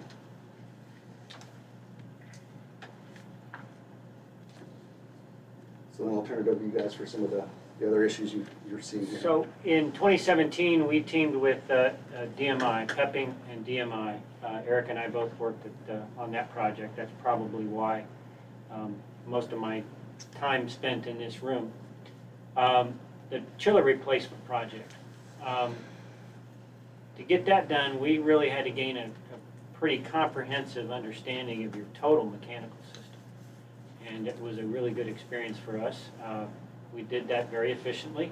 There was things that we wanted to do that we couldn't do based on the budget. We explored a lot of those options, presented those options to Greg and to Brent's predecessor, Tim, to try to look at that. So some of the key issues that we know we have to address are the controls. The pneumatic system is an issue. Another thing that we know we have to address, and it's nothing new, we gave a proposal to Tim, your predecessor, in 2018 about domestic water line replacement. So that's a project that's sitting out there. But most of what we really want to try to do is deal with a lot of things we found. We found some issues with the electrical service that we need to address, and so those are things that we know are out there from our experience with this project from before. And we have some ideas, and we'll continue to explore additional ideas on basically just how to make things efficient, taking care of humidity control, and enhance this system so it's not such an energy hog. But there's a lot of infrastructure here that we need to be able to leverage that infrastructure and work with what we have, and not totally reinvent the wheel. When we were talking about the air system, go ahead. Yeah, we spent a lot of time during the chiller replacement project figuring out how the building worked, what size the chiller should be. I think we even built in some future expansion into the chillers. We looked how the existing system operated. We even went room by room at that time and kind of got an idea of the amount of air. Was it the right amount of air? So we have a pretty good head start on the building anyway, as far as how the system works. Your HVAC system now for this building is got a series of pressurized tunnels, and the air works its way up through an orifice plate and basically a reheat coil to get up to the classrooms. Well, the problem with that is it's constant volume and it uses a lot of energy all the time. So one of the things we explored back then was how could we convert that to a variable air volume type system with reheat. We had some other options too at the time, but we didn't go any farther with that because there just wasn't enough money available to go down that road. So, but we feel we have a pretty good handle on the building, at least on the HVAC needs. So. When it comes to civil design, I just talked about security. So obviously the way that people maneuver around the high school can be an issue. Maintaining access to the back utility access where the mechanical room is key, but we want to control that access. And now when we think about other buildings and additions, we want to make sure that anything we do to the site enhances access but maintains security. As far as what are we going to do as far as a loop around the high school, we got to control that in a way that enhances the campus security. Structurally, we can talk later about some of our firm's experience with concrete structural tees and what we have to do and when we're renovating those types of systems. So it's not anything that's going to be new to us. We've been there, we've done that, so we'll be able to bring that experience to the table. So I think next we're going to talk a little bit about the master plan process, but maybe before we do that, are there any kind of high-level things that we didn't at least touch on in terms of our understanding of sort of the starting date here?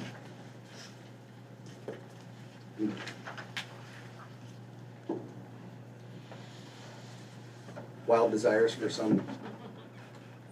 Okay. So in terms of the process, really we pride ourselves on listening first and then asking questions. So we want to give you the opportunity to share what's important to you and listen really carefully to your end users. We've got extensive experience in guiding schools through this process, and we'll touch on some of that a little bit later.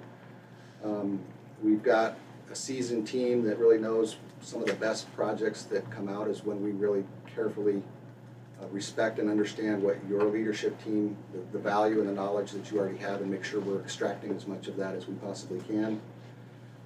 We always want to be keeping in mind what's best for the students. That's got to be forefront in the mind of everything we do, of what's going to serve them the best. And so as part of that, before we start just diving into what are the solutions, we want to really take a careful look at what are the existing conditions. And so that's where this first facility assessment process comes in, and John will talk a little bit about a few of the steps that we usually go through there. So with the facility assessment, we'll be extensively walking through your facility, documenting, photographing, and just taking critical dimensions for ADA and just understanding kind of the existing conditions. Obviously, obtaining and reviewing the construction documents that you do have is a helpful start for us to review things like ADA and code issues. That you guys have provided, and we've got a good head start on that, so thank you for that. We'll be evaluating the enrollment demographics and future projections, analyze the building square footage, programs, and optimal space utilization. I kind of find this kind of an exciting part of it where you can kind of look at how it's used now, and as you're trying to think of how to better use the space, come up with a solution that's creative, that works well, That's kind of a fun kind of, I guess, task or part of the design process that I enjoy. We want to identify the deficiencies in your building infrastructure, including the mechanical, electrical systems that you've heard a little bit about. Again, the ADA, a lot of times with renovations of buildings of this age, railings aren't to code, and door positions and clearances aren't to code, so a lot of that will be looked into. And then I think a lot of those life safety issues are gonna be not, wish lists. We're gonna really go through and say there's certain code things when we start touching a building, like, enunciation fire systems that have voice enunciation, or fire sprinkler systems usually come into play. So those kinds of things we're gonna really focus on right off the bat, as these are really critical to make sure long-term we're gonna be having a safe environment. yeah, and then review the building envelope, as Vitus mentioned, looking at windows and doors and making sure where there's opportunities to improve the efficiency of your building. We'll make recommendations on what would be beneficial to the district. So as far as the physical environment on the outside, on the site, I mean, there's going to be a lot of issues related to access, a lot of issues related to security, meaning we want to restrict access where people aren't supposed to be. We want to make sure that access is enhanced and visibility is enhanced so that there aren't any really dark corners and so on. So that's going to be a part of the site analysis. Also, we'll be doing an analysis on deferred maintenance to parking and curbing and infrastructure related to stormwater management. There'll be a large component on how people get to various places on your site. Is it confusing to get to the bus barn and to the parking for the track? Where do people park when they go to baseball? All those things. How do they get from parking to the baseball and the softball field? So there are some issues there that will have to be addressed. It will be analyzed and presented and be a part of this whole assessment.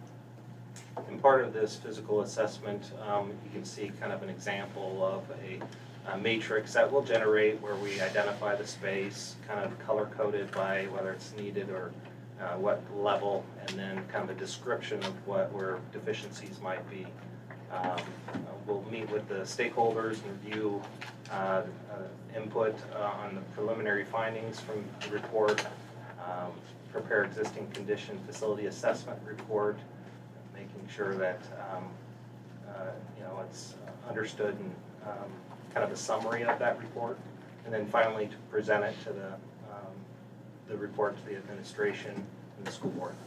Yeah, I touch on access and security, and just as a story, I'm in the passenger seat of Tim's pickup as we're going to go to another school, and as we're pulling out past that northeast corner, a parent and a student are trying to park back behind where the restricted staff access and access to the mechanical room, and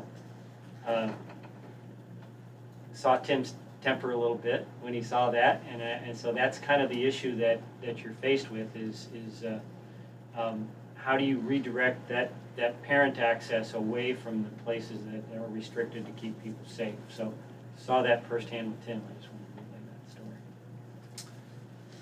So again, that first step is really to create an objective document, and it's good for the board to have that to say, here's some facts and some basis of why we're starting to prioritize and make the decisions we have, so that when it comes to communicating to whether it's staff, parents, the community at large, once we get into prioritizing the things that are going to be important to you, there's some background as to how we got there and what really needed attention and why we're focusing on certain things in the project.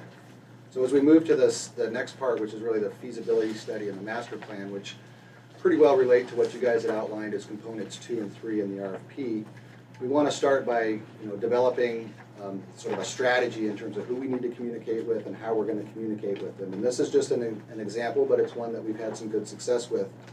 A lot of districts will have a school facilities committee. There may be a subcommittee of the board that reports to the board, or have some key district maintenance staff and principals, those kinds of things.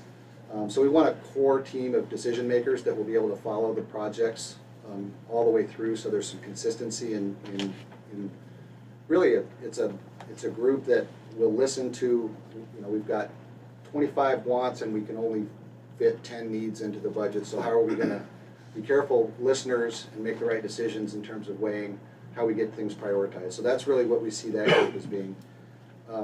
Some districts feel differently about the level of which they involve actual end users, students, staff, parents. We find it's helpful to engage in them. Sometimes it can be a little more challenging because everybody's sometimes just out for their own, what's important to me. But ultimately we get, most of the knowledge we get is from the people that are in the building every day, doing what they need to do, and if you're not willing to take the time to listen to them, we don't have all the answers. We've done this a lot, but usually we get to the right solution by asking the people that use the building every day what's important to them. And we like to have a group, like, for example, it may be a group of 8 to 10 at the high school. There's somebody from the science department, the athletic department, the principal. And we really like to encourage two-way communication because there's going to be some interest in what's going on and why decisions are being made. So we like to have that group bring questions to us from their peers and then communicate back to the rest of the staff, well, here's where we're headed and here's why, so that there's some transparency and there's a greater deal, a broader buy-in from the rest of the staff. This group will be a key group. Ultimately the Board of Education is going to be making the final decisions, and we'll tailor our reporting to you as you see fit. You may want more in detailed regular reports, or you may want just key milestone decision dates for us to give you an update of where we are, but we understand the final decision stops here and we need to have the right communication process with you. And then the last stakeholder group we have here is the community. We understand you're not going out for a bond referendum or a general obligation bond, but that doesn't mean it's not important to engage the community and continue to build transparency and trust and make sure they understand the vision of where the school district's going and why you're doing the things you're doing. And these are still taxpayer dollars, even if they're saved dollars. It's important to, in my opinion, to keep them in the process as much as they're willing to be involved in the process. Any questions on, are there other thoughts you guys have in terms of sort of key stakeholder groups or how we would want to communicate going through this? Every district has a unique culture, and most of the time we get that culture from all these stakeholders, and that's important to know, for us to know before we act and provide and make recommendations to you guys. So again, just a few kind of highlights of the process moving through that feasibility master plan. As I mentioned, we'll have a facility steering committee. We'd like to obtain input directly from staff and even students and the building users.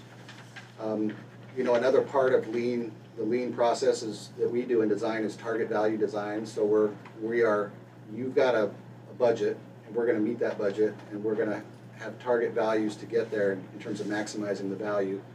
And so we will be making sure and confirming the funding sources that you've already laid out, or everybody's on board, and then go through that target value analysis. A lot of times, districts that we're first being introduced to, they already have a half a dozen things that are on the books that they're planning, and we really want to make sure as we look at our master plan, if you've already got replacement schedules in place for certain roofs or asphalt or whatever the case may be, you've probably got a half a dozen things that you already know you need to do in the next year, and so we'll get up to speed on those. And again, really I think this project is going to need to focus on the building utilities and infrastructure, the piping, the mechanical systems. That's one of the key reasons we brought some people that really know a lot about the building in. So that's really important. And then we're going to develop a list of needs. There's going to be some wants that are going to come out of this discussion. And so ultimately we're going to have to sift through the needs and the wants and be careful in terms of making the right decisions.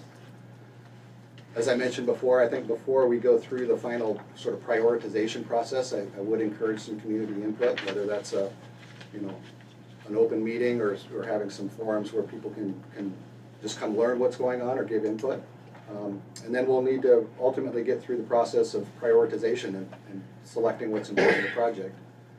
You guys had outlined sort of categories, and I agree with those categories of, category number one, these are items that must be completed. They're life safety, they're code issues, and if this building's going to serve for another 50 years, we have to do this.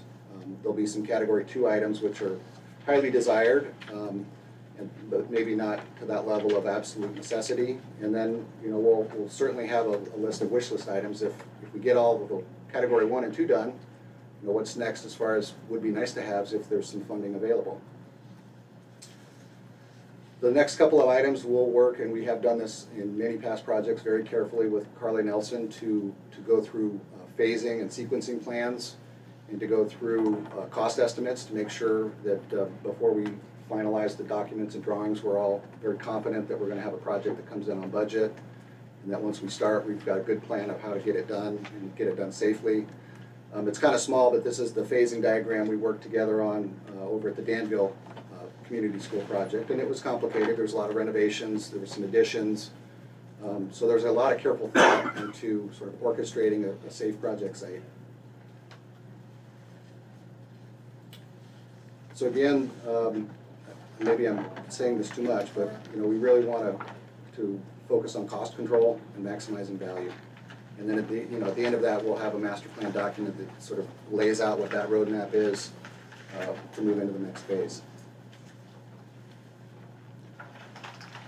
I'm going to keep asking you guys any questions or comments you have as we kind of go through the process we're outlining here. All right. I know we're trying to make sure we're the middle guys, so we want to make sure you guys stay on track. You will have an ESSER project and a main project that will move forward, and those typically go through standard phases of design. There's schematic design, design development, construction documents. Many of you have been through this process before. So I like to just show this diagram to kind of highlight what we think is really important in our ability to influence cost. If you look at the diagram, it starts with programming and schematic design on the left, and it moves to construction on the right. And your opportunity to make change at the beginning of the project is the greatest. We can talk about an auditorium. We could talk about an inflatable covered track with a whatever. I mean, we could talk about the sky, and there's not a lot of cost to do that at the beginning and to get those ideas on the table. So the cost to make those changes is the lowest at the beginning, and the opportunity to make those changes is the greatest. And as we move through the phases of design, our opportunities to make change decrease, and the cost to make those changes increases. So the very last thing that we want to have happen is we're getting into the construction phase, and somebody says, hey, we need a change. We think we need this room, or we didn't think about that, so we need a change. Those are called change orders, and those are not what we want. So we do as much as we can at the beginning of the project to flush out those ideas to avoid making costly changes later in the project. And that's a key strategy in controlling cost.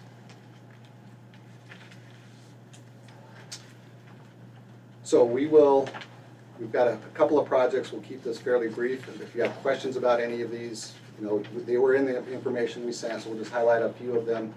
But just wanted to start, let you know, we do have just a tremendous amount of experience working in schools. I've been the market focus leader for schools for Svpa for over 20 years. I started as a young architect, but like some of my first jobs were auditoriums, 17 years ago. And so at any rate, we've got a great track record with many school districts. And this is Northwest Junior High School. It's in the Iowa City School District that I'm currently working on. It's been under construction for about a year and a half, and we got about 6 more months of construction. But kind of like your high school, it's a similar vintage. We had to go in and do a lot of asbestos. We had phasing plans that were worked out to work with the school. They had some outbuildings and some plexes that they had some mobile units to kind of shuffle classes around that were under renovation. Again, similar where we looked at the entire mechanical electrical system. We looked at the envelope.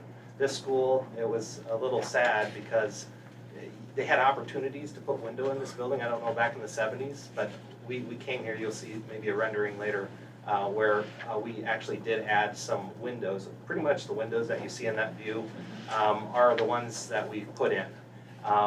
So we kind of looked at, and it also included some building additions such as a wrestling room, a gymnasium, and new renovations for band and orchestra. And a secure entry, and then full interior finish upgrades as well was also included for the whole building. So interior got a facelift also. And a lot like your building, it was very square and blocky, which is very efficient, but that puts a lot of classrooms interior. And so we did a major rehaul to those. We put in some daylight harvesting tubes to bring some natural daylight into some of those rooms that never saw the light of day before.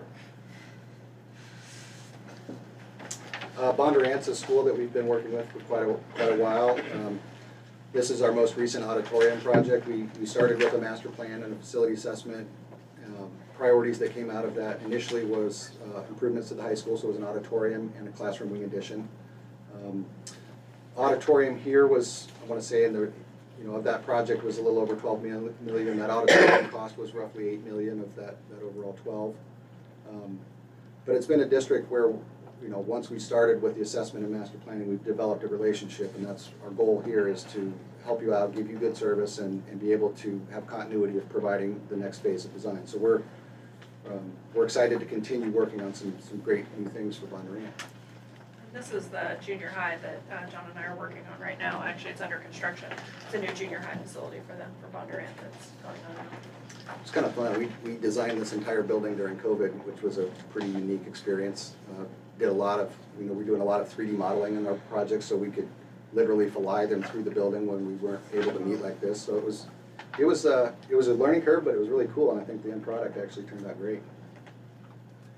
This is another project that I was the project architect on. It's Liberty High School in Iowa City, or North Liberty. It was a great project to see a high school build up from the ground. There was nothing precedent, not even the school logo and mascot, and it was fun to be part of that.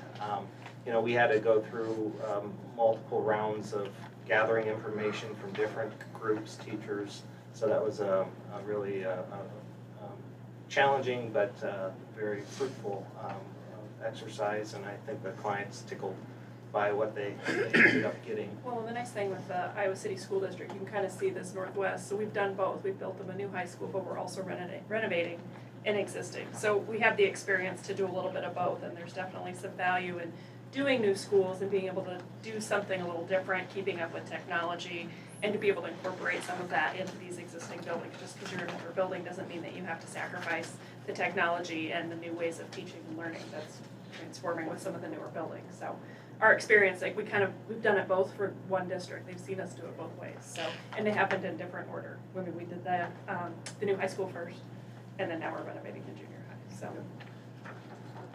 So if you do end up deciding you want a performing arts center space or an auditorium, I'm your guy. And I've done a lot, and it's one of the things I'm passionate about. So I don't want to sort of put my own influence on that, but like I said, if at the end of the day that's where you go, I've done more than, I think I've done 6 or 7 of these. These are 4 going all the way back from Clark School District to Pella Christian, Knoxville, Washington. The one we did at Iowa City was just a blast. It was a really neat performing arts center. So we've got that, it's a unique part of a building. It takes a lot of expertise, so it's not something you go into lightly once if you decide to make that decision. So this is a Quincy School Elementary building that Eric and I worked on. 70,000 square feet, about $13 million. This project was significant in that the process leading up to the construction, the planning process. Quincy had a really contentious relationship between the electorate and the faculty and the board, and nobody trusted anybody, and we were able to work with a steering committee team and convince everybody that financially that instead of renovating all these schools, that we could provide better value with 6 new elementary schools. And we also renovated the high school by adding an addition that brought the 9th grade to the high school. Pepping did that high school project, and we did this elementary school, and the last one to be utilized. Eric was involved in the mechanical and HVAC commissioning and sprinkler design on that. And it goes to the fact that we work together, and it goes to the fact that we can deliver a quality elementary school. So We did do all of the civil design on all of the 6 elementary schools, and each of these schools had a tornado safe room that was redundant with the gymnasium, that was precast panels and structural tees. So that was one thing that, you know, I mentioned our experience with that, but we have other experience in renovation, other structures using that same material structural system. And I touched on this just a little bit ago, but just 21st century learning environments, just our expertise in our office. We've got 4 interior designers. Like I said, I've been doing education for 22 years, and just kind of, I'm constantly trying to learn new ways, different ways that classrooms are working, furniture, flexibility, technology, whether it's a new school or an existing school we're renovating. This is very pertinent information for all school districts. Just because you're not building new doesn't mean that we don't need to be incorporating these trends into what you're doing, so. So last piece before we wrap up here is our experience with Carly Nelson. We really enjoy working with that group. We've actually teamed up and partnered to go after projects together, and a lot of those have been facility assessments and master plans. Danville, Eagle Grove, Keokuk, Linville. One of our other guys is over in Mount Pleasant with Cindy today doing assessments. That was a recent project. A long track of projects at Washington Community School District.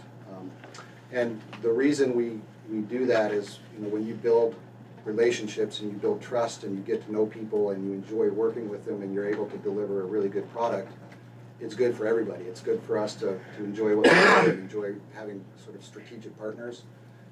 And at the end of the day, it's better for the client because, you know, they've got a team that really is focused on doing what's right and works well together. A few other projects that we've worked on together.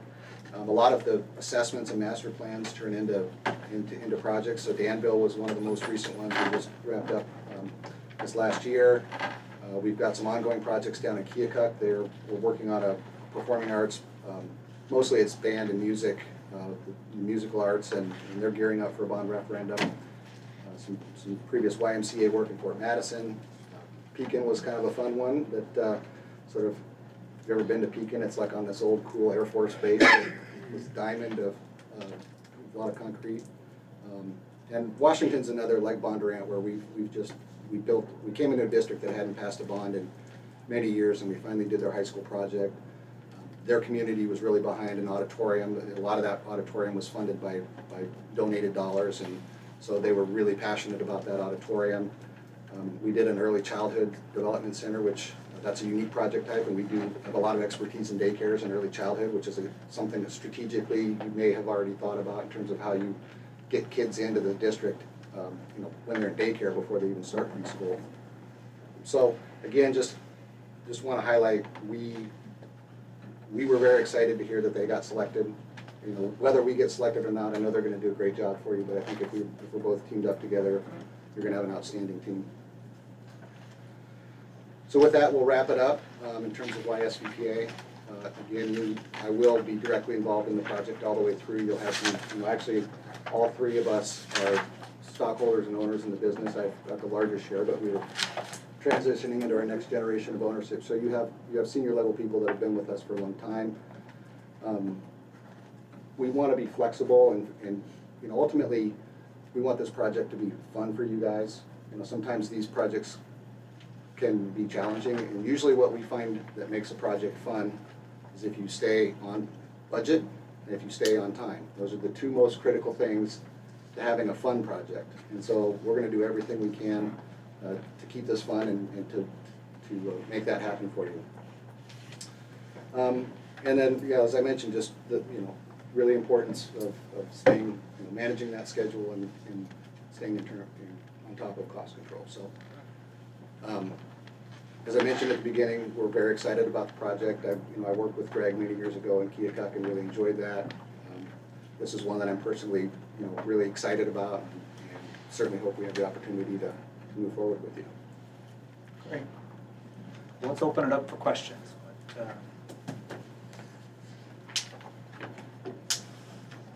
I will start. I have a couple. What's an example from a project where you've had to use creativity to come up with some kind of multi-use space to do two things in one Mhm. for saving money. Well, we were actually just strategizing about this for your project, and we've just finished an assessment and master planning process over in Linville, Sully. And they were debating, should we build a brand new competition gym, or should we build the auditorium that we need? And we analyzed both of those. They had limited space, but one of the things that we looked at was taking an existing gym space, or in your case, it may be if you are gonna do an auxiliary gym, and looking at a space that could do dual purpose between performing arts and multi-purpose PE type education. So, and it was a similar solution that we came up with at Des Moines Christian, where there's a set of retractable bleachers, but they've got soft theater back seats, but you can have 13 rows of seats that feel like you're in an auditorium or more theater style. Those can retract, and you have seating on the floor, and so it was kind of trying to not be a perfect auditorium and not be a perfect gym, but something that you could do both things in, and that in particular we were thinking might be a strategy we think about for you.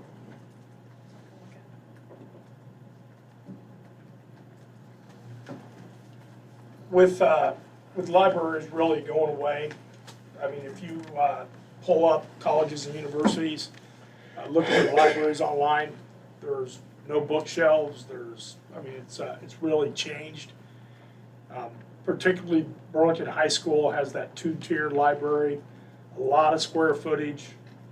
Any thoughts when you walked through and looked at that on how we could maybe repurpose that space and use it more efficiently? We were faced with some similar challenges on Northwest Junior High. A lot of times we're finding sort of in that vein of 21st century learning, Right. creating smaller collaboration spaces. So instead of a big area of stacks, you might start to carve out two-person meeting rooms with technology or four-person meeting rooms with technology. So you try to bring they're being replaced by technology, which is part of it. So it's not necessarily, what we're seeing, it's not really saying that the library goes away, it really just changes. It's now no longer just a room of books. Now you've got the technology and the resources, and maybe there's some small group meeting. A lot of times the classroom still wants to come in and research. So really what's happening in there is what's changing. We have a lot of smaller meeting rooms. There's definitely more technology that comes in. More soft seating, gathering space, especially for high school, it's still a hub, it's still a gathering space, it's a safe space. And it's a place that the kids want to be, so making it inviting for them, whether or not it's between classes or an open study hall or how you're coming in to do your research. So it's still a resource for them. We're seeing a lot of them incorporate, maybe there's a STEM room or a maker space that's also part of that. So it's, like I said, it's a lot more technology driven now, so it needs to be some flexibility. It's no longer just fixed tables and chairs, there's no longer the study carrels. Most everybody has their own laptop, there might be a couple of computers, but it's more just spaces to learn and to get together as groups to work on projects, and whether maybe it's tutoring or sometimes they open it up, before or after school for people who need help with stuff. So, and you guys are going to an online program, which is, COVID had an effect, and some of it was really bad, and some of it may be good going forward. And I understand you're doing your online program next year probably. And so there may be some opportunities to have those resources available to teachers that are teaching online. Resource center. So it becomes a resource not just for students, but teachers and maybe there's functions that, it's convenient for them to go there to do their online teaching. Right. Or it's a place for kids who need to come in and collaborate or don't have the technology at home. Right. If you need to be able to go on a Zoom, you could have a group meeting. So it's really just changing that dynamic. I think the hub is still needed, because it is especially for high school kids, people are wanting to keep them there versus going off campus and keeping that space there so that they're learning and have all that technology that they might not have at home. You're saying it's not really extra space, it's just repurposed for another purpose. Exactly. We're doing it differently, because even at Bondurant, we're still putting in, we're calling it a media center. There are still some books, but there's a lot more technology, and we have a maker space actually within that space that's happening. But there's still, some kids still need help with researching and that, so it's still a place to go get that help. It's really, the librarian is no longer just the person to find your book. Their role is really changed. It's much more of a resource center and a technology hub. And we can show a lot of examples of what people are doing. Yeah. I'll ask the question I asked the first group. If you have a conflict with Carl Nelson, how do you resolve that? I think it's all about honesty and fairness. I mean, we don't typically have, I mean, I can't think of a specific example where that's come up, and we've had challenges where, you know, there's some issue that needs to be resolved, but I think if you build a teamwork approach where we're both looking out for you, a lot of times where there's sort of headbutting between architects and contractors is more of a hard bid situation where the contractor like, I low bid this job and I'm looking out for me, and if I can get an extra dollar, I'm gonna do that. In a construction management delivery, you know, they're looking out for your dollar just as much as we are. And, you know, I think they'll call us out if there's something we didn't do right and we need to like get it fixed and address it, we will. So to me, it's being honest. Yeah, you would hope that there wasn't. Yeah, and I've done a lot of work with Carl A. Nelson too, and I can tell you that they challenge the engineers and architects. And they're good about that. And I can't think of any, like you resolved, we really don't have any issues, not, at least in my experience, and I've worked with them for a lot of years. So it's good. It's a good relationship. It's fair. Like you said, it's a fair relationship. Go ahead. Yeah, a couple of questions. Would Chris do the technology here? Would you have a specialist do that? Or? Actually, Chris Bruder would do the technology. He would do it. Yeah, and if anything we couldn't handle, we would bring in. It all depends. Like if we're going to design a wireless Wi-Fi system, we would bring in an expert to do that. Okay. Right? We'd get the Cat 5 cables or Cat 6 cables to the locations, but you would have to have someone that's all they do. So we'd bring that in. As far Maybe as some specialty consultant. it could be, yeah, it could be. Depending on what we're doing, we don't really know yet. So yeah, we would bring in a specialist.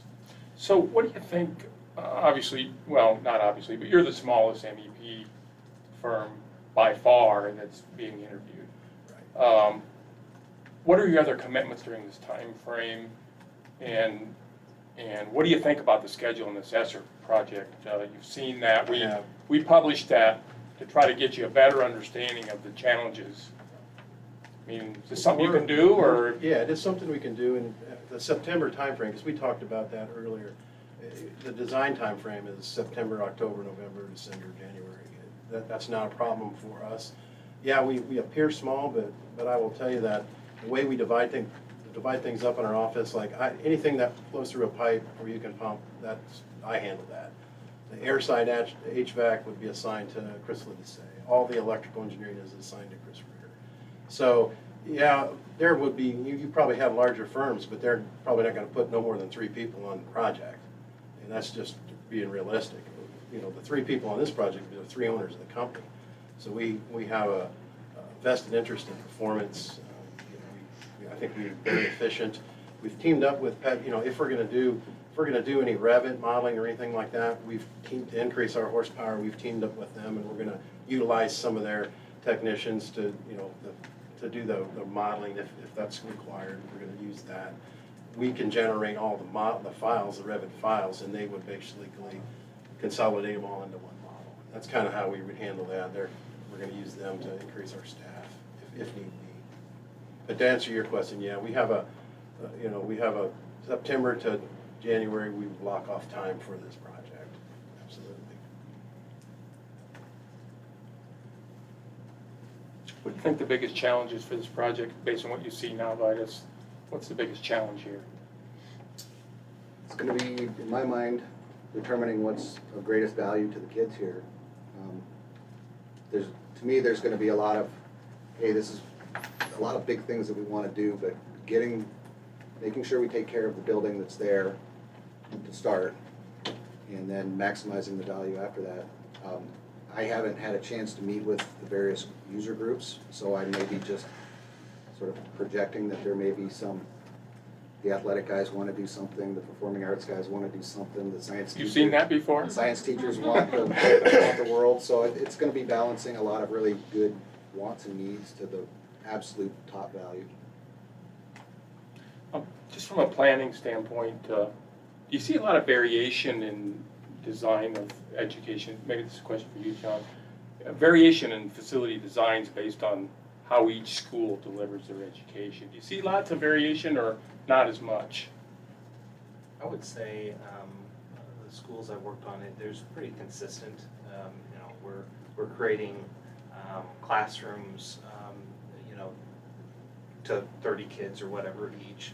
We may choose and often do, you know, construction out of CMU block, but we choose the demising walls to be studs because, and then we'll insulate it and sheetrock it so acoustically, but it gives them some more bit of flexibility if they ever wanted to go and do something other. And so we try to make it as flexible as possible, but yeah, from what I've seen, A lot of similar needs. Yeah.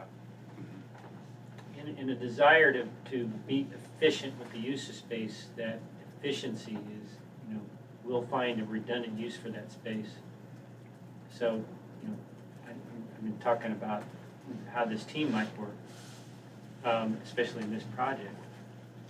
What do you think the challenges are going to be with regard to the ESSER project kind of being on a different track due to the funding limitations from the main project? I mean, I think it's gonna be awesome. What? I think it's gonna be awesome. I think it's gonna be a little more of a challenge for you guys. You're gonna be, you know, coordinating and sequencing two sets of trades. But I'm excited about it because one of the top needs you have is mechanical infrastructure upgrades. And if we can really prioritize the best use of that $7.5 million, and, you know, we've got a clear definition of, you know, that's the mechanical piece. And there may be some that follows over into the other project. But I think a lot of times you spend a lot of money on mechanical stuff and people are like, I don't really see that. Why are we spending, you know, why is half of our budget on that? It's not a new shiny auditorium. So, I mean, to have a set number where you've got to take care of that, to me, is pretty cool. For you, I think it's a little more of a challenge.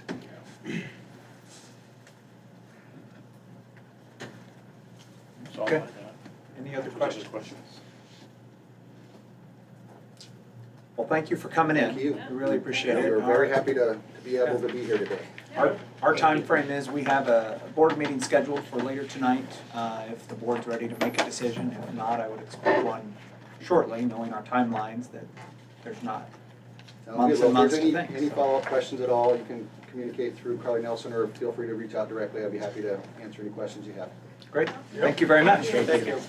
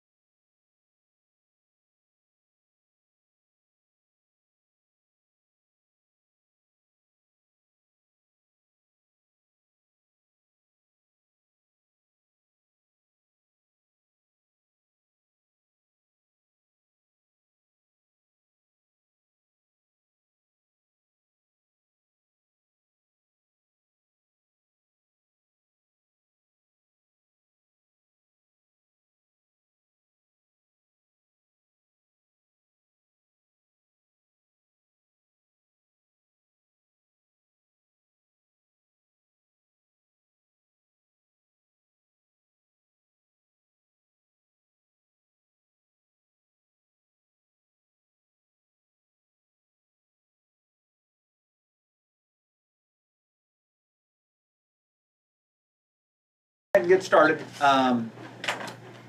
Thank you all for coming. I appreciate it. We'll about 40 minutes for a presentation, and we'll go into questions. We'll introduce ourselves just so you kind of know who's who here. My name's Joel Sarin. I'm the president of the board. My name is Brent Krieger. I'm the supervisor of buildings and grounds. I'm Deb Hatterberg, I'm a board member. Nancy Olson, I'm a board member. I'm Dean Vikstrom, I'm a board member. And I'm Tim Seibert with Carl Nelson, CM's on the job. Ted Morrow with Carl Nelson. Darvin Kendall, board member. Greg Reynolds, Director of Business. Pat Cohen, superintendent. So, All right. go ahead. Thank you. Like that. So you guys are going to look over our head and we're going to look over your head. So don't take offense there. Well, thank you for the opportunity. We appreciate you guys doing this and hanging out with architects here one afternoon. I apologize for that. So we wanted to do a quick introduction. I'm Brad Leeper with Envision Architecture, and I'm the partner in charge of the project. I lead our education group, so I have about 28 years in education, leading our group. And so I'm going to be involved pretty heavily in terms of keeping our team on track throughout the entire project. But really, especially in the master planning, I'll be working with Laura very closely in the master planning and schematic design to make sure that we're achieving the goals that we established in the early planning of the project. I'm Laura Peterson. I'm an educational planner with Envision, also an architect. And my job is really, I travel around the state and I talk to community members and teachers and students and staff and really understand how do you want to deliver education in your community, because it's different everywhere. What's the Burlington way? And then I turn that into, for our team, what does that mean for architecture? And I'm that kind of link for our team. So I sit right in our teams and all the way through the project. Keep bringing it back to that kind of educational focus all the way through construction.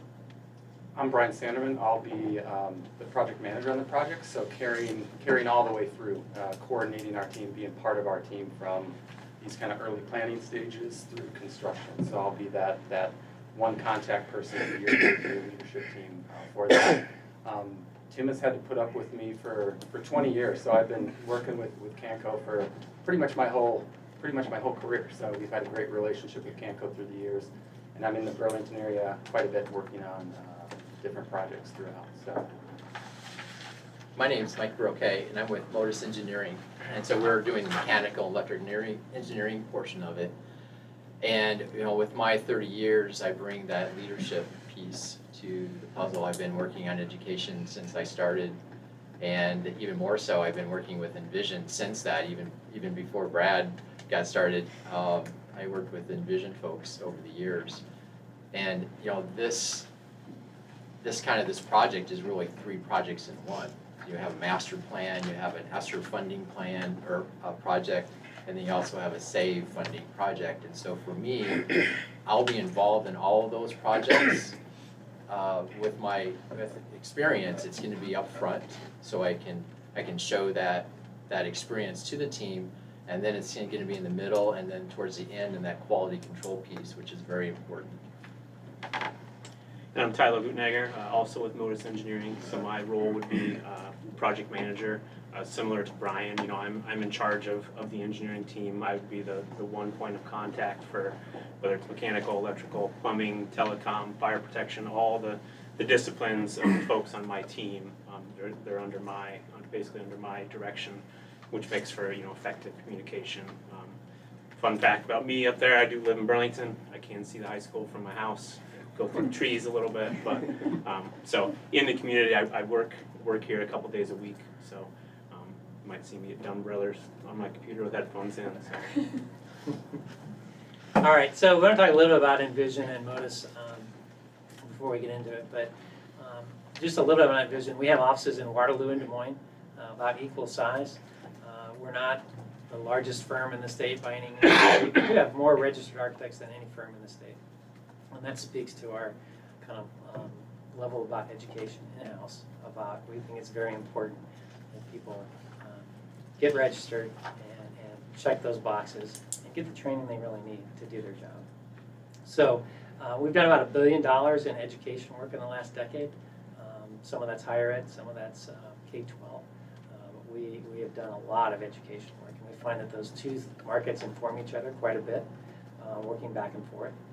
about 125 K-12 projects in the last decade. One of the things we're really proud about, almost 85% of our clients are repeat clients, and those mean people that they're coming back to us. And the other 15% is really new clients that we're getting. So we retain clients, and we think that speaks to the level of service that we provide. We have been around for 107 years, and we've had clients for 10, 20, we have one client we're working with for 60 years. And we think that really speaks to the level of, what we want to do is build a relationship, and we want to be a resource for you long term. And we select our clients just like you select your architects.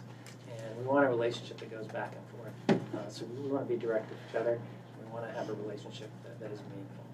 So also about 60% of our work is with construction manager. So we work a lot with Canco. We work with other construction managers. We also do some general contracting as well. So we understand the process and we understand the uniqueness of it, and we can help work together with them very closely and help you through that process. And then about 85% of our work involves renovations. So I don't know how we did that, but we do messy well, whether it's hospitals, whether it's schools. A lot of our best projects are messy projects, and we think that speaks to the, we see it as an opportunity. Those challenges that are presented in a renovation like this, not as constraints. And I think that our best projects are renovations. They force you to be creative in what those solutions are. And yours is certainly a messy project as we move forward. So we're intrigued by that. Yeah, so on Modus, you probably read a little bit about us in the RFP response, but just letting you know that we do have 3 offices as well: Waterloo, Des Moines, and Iowa City. And actually our Waterloo office, we're right across the street, and so we do a lot of collaboration there. But we've had 3 offices for around 15 years, and there's some good and bad about having 3 different offices, but over time we have made that work, and we feel that it's a positive for us because we give us an opportunity to actually live in the community that we work in. And we feel that's important from a mechanical electrical firm because we actually are with the clients, we're with the maintenance guys a lot more often because they're mechanical things. There's electrical pieces, and it's like, hey, when can you get here? It's like, well, I'll be there in 15 minutes. And so that's very important. So we've tackled the inter-office piece through technology and communication. Not big stories, but it's difficult to actually do that at times. And so there's a couple of categories I do want to speak to. One of them is the average energy use reduction. And so there's a set of codes that we design to, and based on those codes, there's energy standards. And what we have done is that through our design, we're actually around 53% below those reductions. And so that's savings to you guys to spend on other useful educational tools. So that's a big deal. And the other column is the change orders, okay?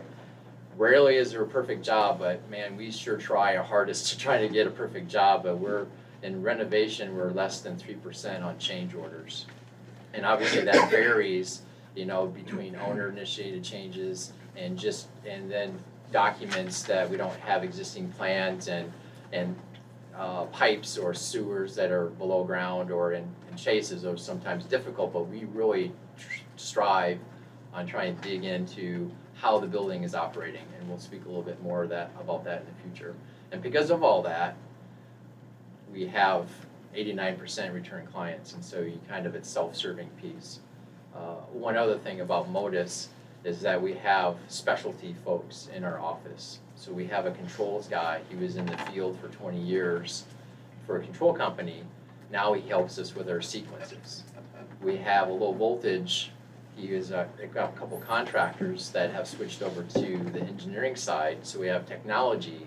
So they understand how the systems get used, and now we use them for our design. And we also have lighting specific people. Not electrical engineers, but just lighting specific. And so that helps us, especially with color changing lights, maybe for special needs, to just calm them down. And so we really use that lighting design to help create that environment. Okay, So our agenda today, we're gonna talk a little bit about you, what we know at this point, and a lot of assumptions still. We got a ton of questions. We're gonna talk about process.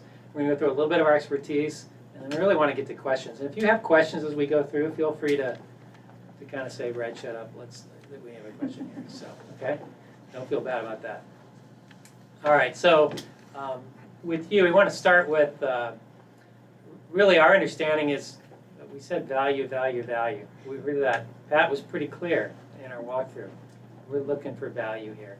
And for us, that means not necessarily the cheapest possibly thing that we can do. But it means, you know, what are the decisions that we're making that are the lowest first cost, that also have a good payback, right, in terms of long term, in terms of life cycle cost. And so we'll have those conversations with you about what that is. This building's gonna be around a long time, right? And you know, it's tempting always to, you say, I'm gonna build a metal building, I can build it for 75% of the cost of a regular construction. But we know the life cycle cost of those things are different. So we're gonna have those discussions as we go forward. We're not trying to judge really where you are, but we need to give you the information to make those decisions in an informed way. So we like to lay it out, and what we heard is that we don't necessarily know all the things that we want to do. It maybe isn't full consensus. So kind of who are we is a question. We always want to ask who do we want to be moving forward. So we're going to spend a fair amount of time talking about that if you don't know. And then how do we get there? And so those are things, that's a framework for us kind of as we move forward here. So first impressions. We did a walkthrough the building. Our first impressions of the building are that really you have minimal daylighting in classrooms. It's kind of tired, which is why you're doing this project, right? But you have good bones. We think the building actually has pretty solid kind of bones. And we do think that there's some flexibility. You know, a good portion of the building, as we look at just a preliminary analysis, is a column structure building. So what that means to us is that there's not a bearing wall every 20 feet in all of the areas, and that gets expensive. I know the structure of it looks like it's, you know, block walls, but it looks like a good chunk of it really has some flexibility to adapt if we want to do that. And then we look at the student spaces. You know, you're very traditional kind of learning environments, and that's not necessarily a negative, but what do we want to do long term? That's the question of who we want to be. We're going to get one chance to do this right. We're going to replace all the systems, you know, and we're going to finish this and everything. So what does this want to be long term? We're going to have those discussions. Your classrooms are a little small, based on what we would see from other districts we work in. The zoning is a little bit confusing, and that's just inherent in a building that's been added onto over time. So one of the biggest challenges in these projects is getting a cohesion to it. And so we can have some clarification as we move through the master plan. Hallways are kind of primary student spaces. You know, there's not necessarily a real solid heart, what we would call, that links the building together. And then you have really, as we look at, we've done some preliminary analysis. We're going to talk about benchmarking a little bit, but you have a fair amount of arts and kind of CTE, career and technical education spaces. And maybe that's intentional, maybe it's not. I think it probably is. And we see other districts that are like yours. But we like to do benchmarking and highlight those differences so you can see them and make sure that all those decisions that are very intentional as we move forward here. So is what we heard or what we've said up there, is that consistent with what you all are thinking? Is it different? Where are you guys all at? You just don't know, maybe. That's a fair answer too. I think it's pretty accurate. I think it's Everything up there is true. Okay. Yeah. Okay. You're right. Well, that's good, because we we're sure, but those are first impressions of the building, so. Is there, I'm gonna ask, just quickly, is there something specific you want us to talk about? I mean, we can improvise and we can talk all day about ourselves, but is there something specific you want us to hit on as we move forward here?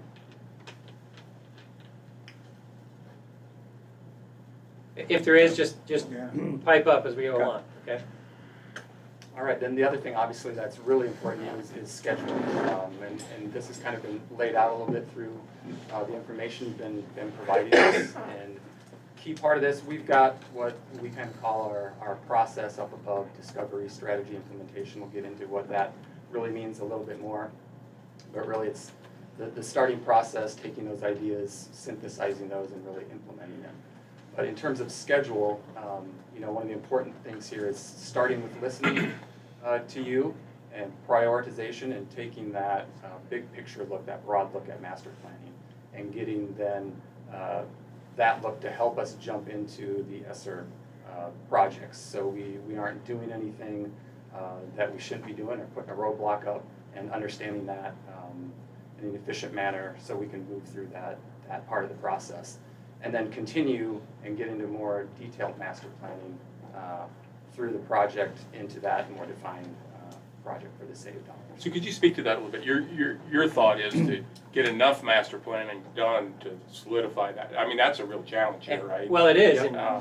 and we're gonna have to move fast. Yeah, I mean, we put the schedule out and you're seeing the problem with it. We are, and so what we don't wanna do is, and we're gonna talk about this a little bit later on, but we don't wanna go forward with the ESSER project and then say, oh, we shouldn't have done that.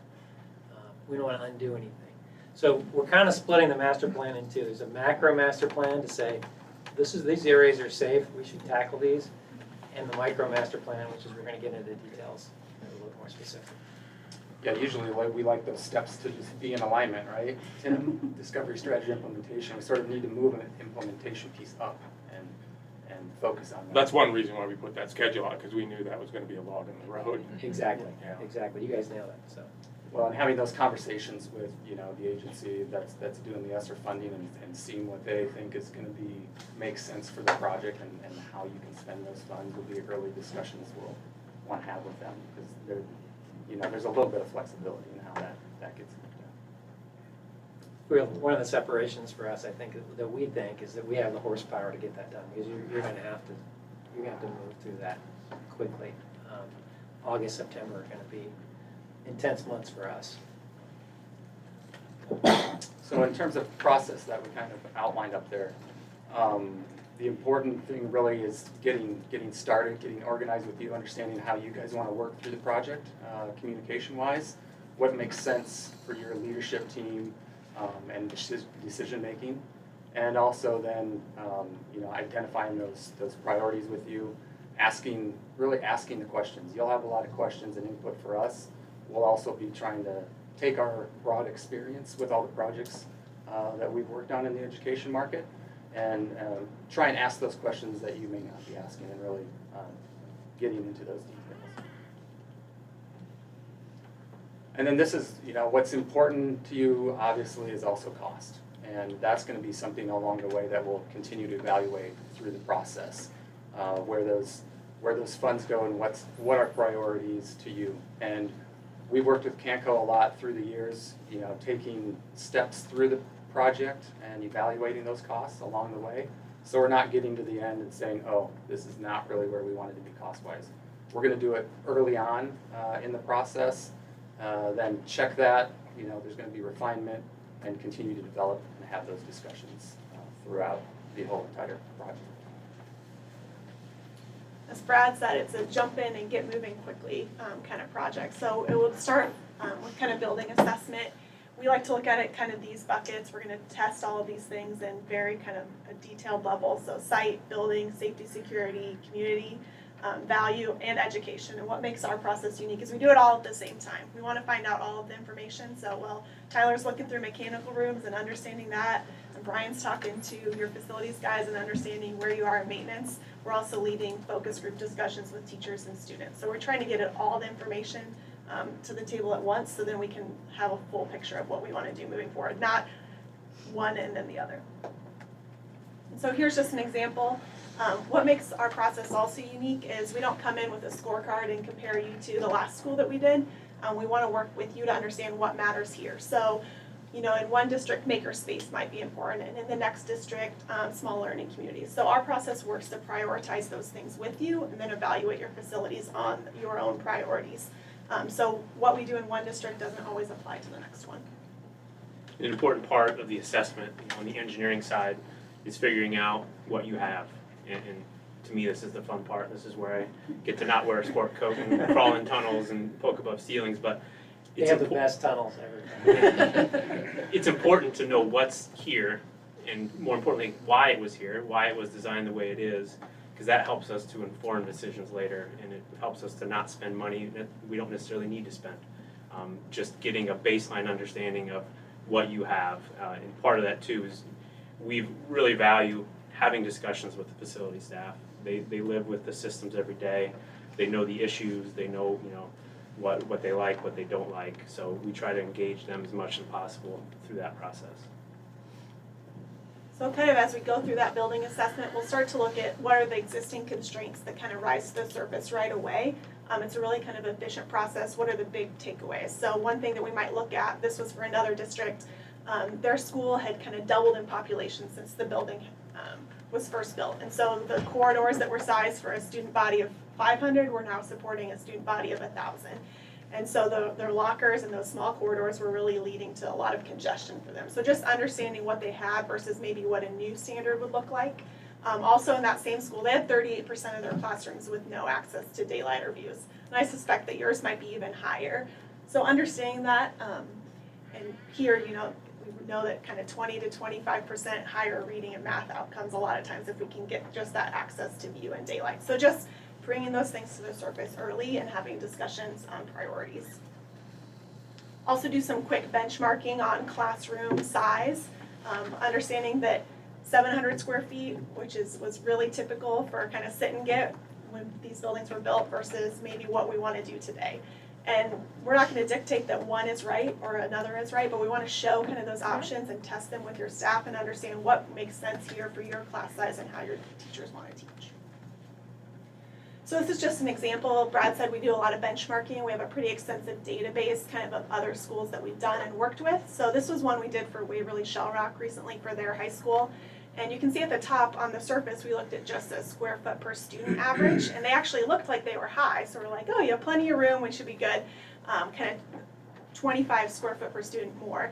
But as we actually looked at it kind of in buckets of departments, we actually realized that in this district, you can see that kind of lime green color, that's their athletic space. So you can see that their athletic space was twice per student what a typical school is. And then in other categories, they were actually low. And that made sense for them. They're a very athletics-minded community, but it also told us that as we master plan for that school, we need to make sure we're allowing for growth in all of these other areas. So it's benchmarking to understand what other people have, but then also adjusting for what makes sense for your district. And then knowing that energy, efficiency is important. Another thing of benchmarking that we like to do is looking at the energy use of the building. And what we like to do here is EUI, which is basically just the amount of energy your building uses per square foot. It allows for an easy comparison between buildings. And so we could even do that pre-project and post-project, and what our goal wants to be, after the project. And we've been very successful in setting these goals early because it informs decisions of mechanical systems, right? And what we're showing here is an example of some schools we have done recently in their energy use compared to, the upper line is energy code, as Mike talked a bit earlier, and then the Iowa school average. We've been able to, and the key word is affordably put in systems, and that's also working with Envision for envelope and everything that affects energy usage, and being able to get energy usage for that building down, because that's money that can be spent elsewhere. So while we're looking at kind of nuts and bolts and more quantitative things, we're also having big discussions about how teaching and learning want to happen in your district. I joked around with the gentleman back here that my 6-year-old wants to be a YouTube star, and so he's going to be really excited when I get to show him I'm on YouTube tonight. What does that mean? Those weren't even careers when any of us went to school. And so what does that mean for the future? This building needs to support you for the next at least 30 years. We know this is the money you're going to put in to really support the future of learning. So we're going to have discussions about, what does a media center that supports video production and things like that look like? What is really the future of those spaces? And I'm sorry, but the students have the best ideas. So we're going to include them in the project. There was a school that we were working with that really wanted to focus on keeping students on campus. They were having issues with students leaving. So we had discussions with those students about what are the spaces you like to study in?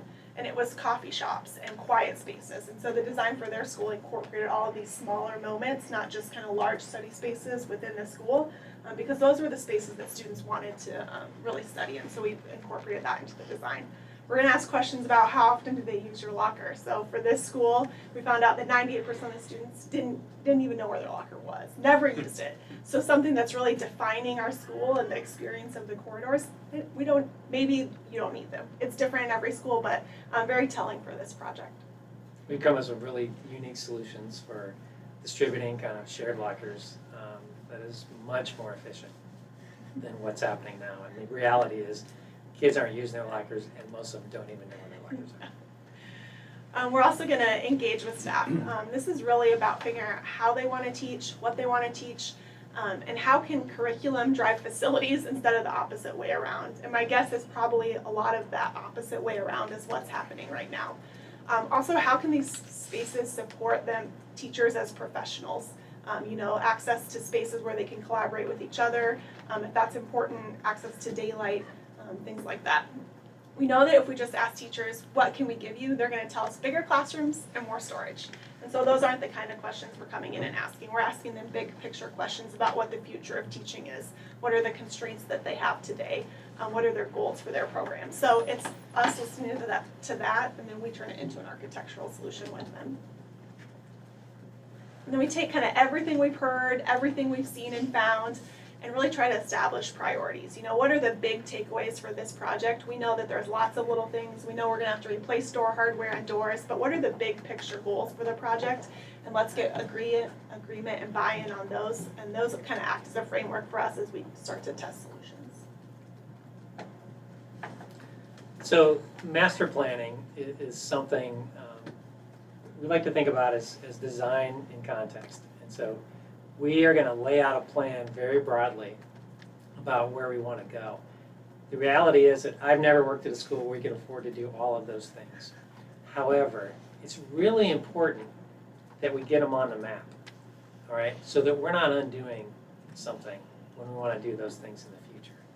And so we like to think of master planning as a flexible framework for decision making so that you can make decisions. If I'm going to put an auditorium on, and maybe I can't afford it today, or maybe you can, that we're not renovating the classrooms, right next to where we're gonna take them out in 5 years. And so that's super important as we go through this. This is an example of a project where we're on phase 5 of the master plan right now. We're doing most of the work in the summer, most of the work as students are in the building and taking advantage of summers. And it's a process that's been really well. And I think, we're on our 5th summer on the project. So another thing, this kind of ties in with what Laura was saying about priorities. So those we call them drivers. Those things that are important to us are on that kind of left side. We're going to do some options, and they're kind of very broad options in the master plan about how we might solve some of the problems. But then we're going to grade them against those drivers. And so the reality is that some of those things are going to be counter to others, right? And you all know, Pat and Greg know that this is about prioritization. And what can we do? Which solution solves the most problems? And some of them are going to be contrary to each other. We want to make those decisions with all of the information in mind. Yeah, so that's why it's good to just get as much on the table as possible, so those solutions can take all of that stuff into account. So this is an example of a project we want to talk about. This is a project we're working on right now. Kind of similar in some ways in that they want to do some mechanical kind of work at the high school, and it's not necessarily the first phase of our project, but we know that we need to get something done. And there, it's not so much a little bit of an ESSER issue, but also just a community saying, listen, our high school needs to have air conditioning. We need to deal with it. And so what we've done is a really loose kind of master plan, and they initially said, we're just going to tear it down and we're going to build a new high school. And we've been through a process with them to understand that we can change the building in significant ways to address the concerns that they have and keep significant sections of it. And so this is about, we know that we're not going to make significant changes to an academic wing that isn't there's parts of it that are old and parts of it that they've invested in. That we can get air conditioning in the building and have it work with the long-term master plan. So again, it's that flexible framework, and I think we're gonna deal with the same kind of issues here in terms of what are the areas that we wanna tackle and get done, and which the areas are gonna change significantly that we might wanna stay away from until we get the kind of macro plan done, master plan done. So on the engineering side, when we talk mechanical systems, basically, you know, we've done the building assessment, we found what you have, we've talked goals, you know, baseline goals. Basically what we do, I mean, selecting a mechanical system is fun to me, it might not be the most fun to everyone. So we've tried to come up with a process, and we think this matrix helps us to help districts make decisions. So similar to what Brad was talking about, along the left side there, we try to put things that we think are important to this district, whether that's energy use, maintenance, you know, how maintenance intense is this mechanical system going to be? We can put a super efficient system, but if it is maintenance intense, that may you know, maintenance wise, you don't have 150 maintenance guys that can be on district. So that's something that's very important to a lot of districts, and so then we come up with options, system options. And there's not a perfect solution for all schools, and there's not even necessarily a perfect solution for your school.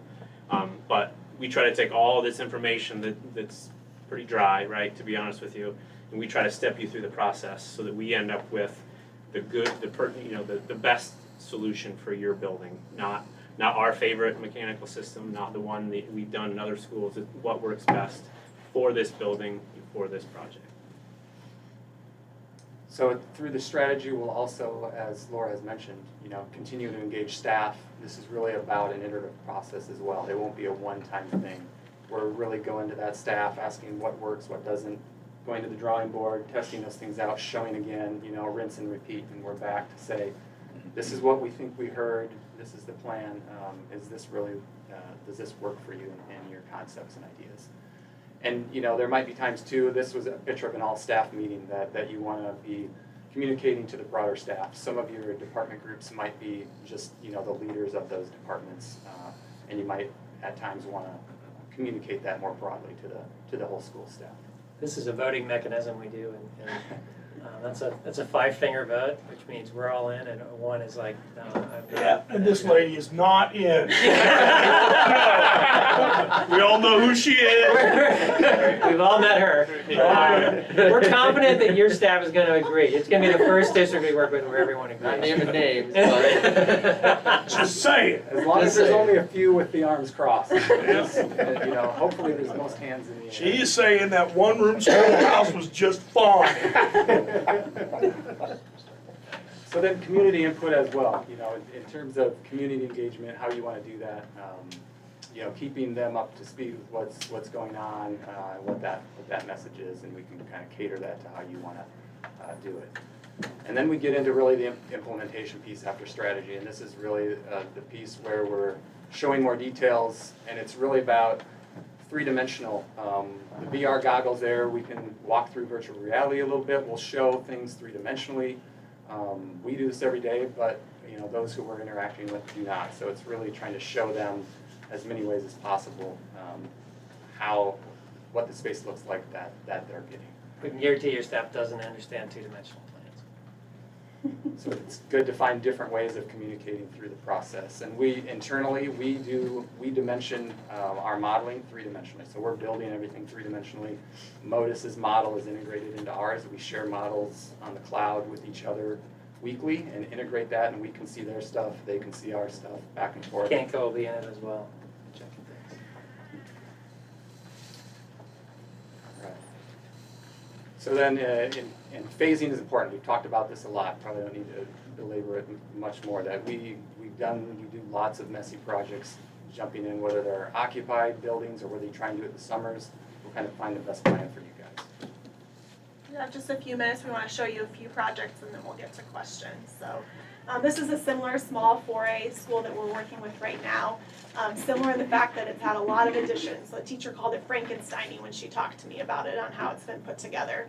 And this district, we're actually asked to come in and just put another little addition on the building. They thought that in, 15 or 20 years, when they could afford a new school, that's what they would go after. But we asked to step back and really look at what are the options, what's kind of the viability of the building. So we tested, A is what they asked us for, which is just a little addition.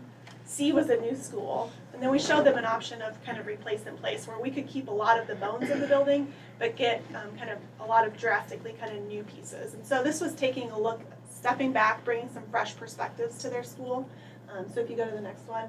Then we were able to take all of these phases, show them the two options, the costs at each phase, then ultimately they're going to take these options out into the community and get input on them. But just took that chance to step back and say, is this really what we want to do? And show them the options. And really saved about $50 million in the process from where they were thinking they were going to go. They know now that a new school is not what they want, so now we're between the other two options, kind of long term. This is an elementary school building, similar kind of old, tired structure, what they thought wasn't very flexible.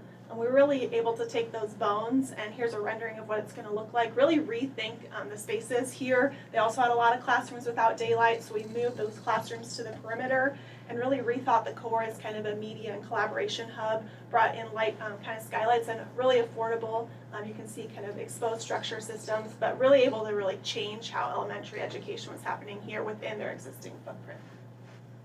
Another project, Cedar Falls High School. One thing about this project that was neat is engaging the students and ideas that came about from that. And really this pride moment, the students, this is really a student idea of showing student achievement, not just athletics. A lot of times that's shown in the gym, but academic, they have a real robust robotics team club and all these things. So how do we show that? That was exciting to them. And do you do it on monitors so it can be updated, you know, after your competition on the weekend, you're showing that stuff and really bringing that pride moment. Laura kind of mentioned that collaboration with staff and how spaces work. So this learning space here was really developed with the teachers and how they want to teach. It was a larger space, more of a classroom space, and they were like, we want to use this differently. So this was about working with them on how their learning studios are going to work, as well as some of these breakout spaces and how that informs teaching. Yeah, these spaces look different for everywhere. This isn't for everyone, but it was really important to them to kind of have that breakout and to be able to send kids out in a small group.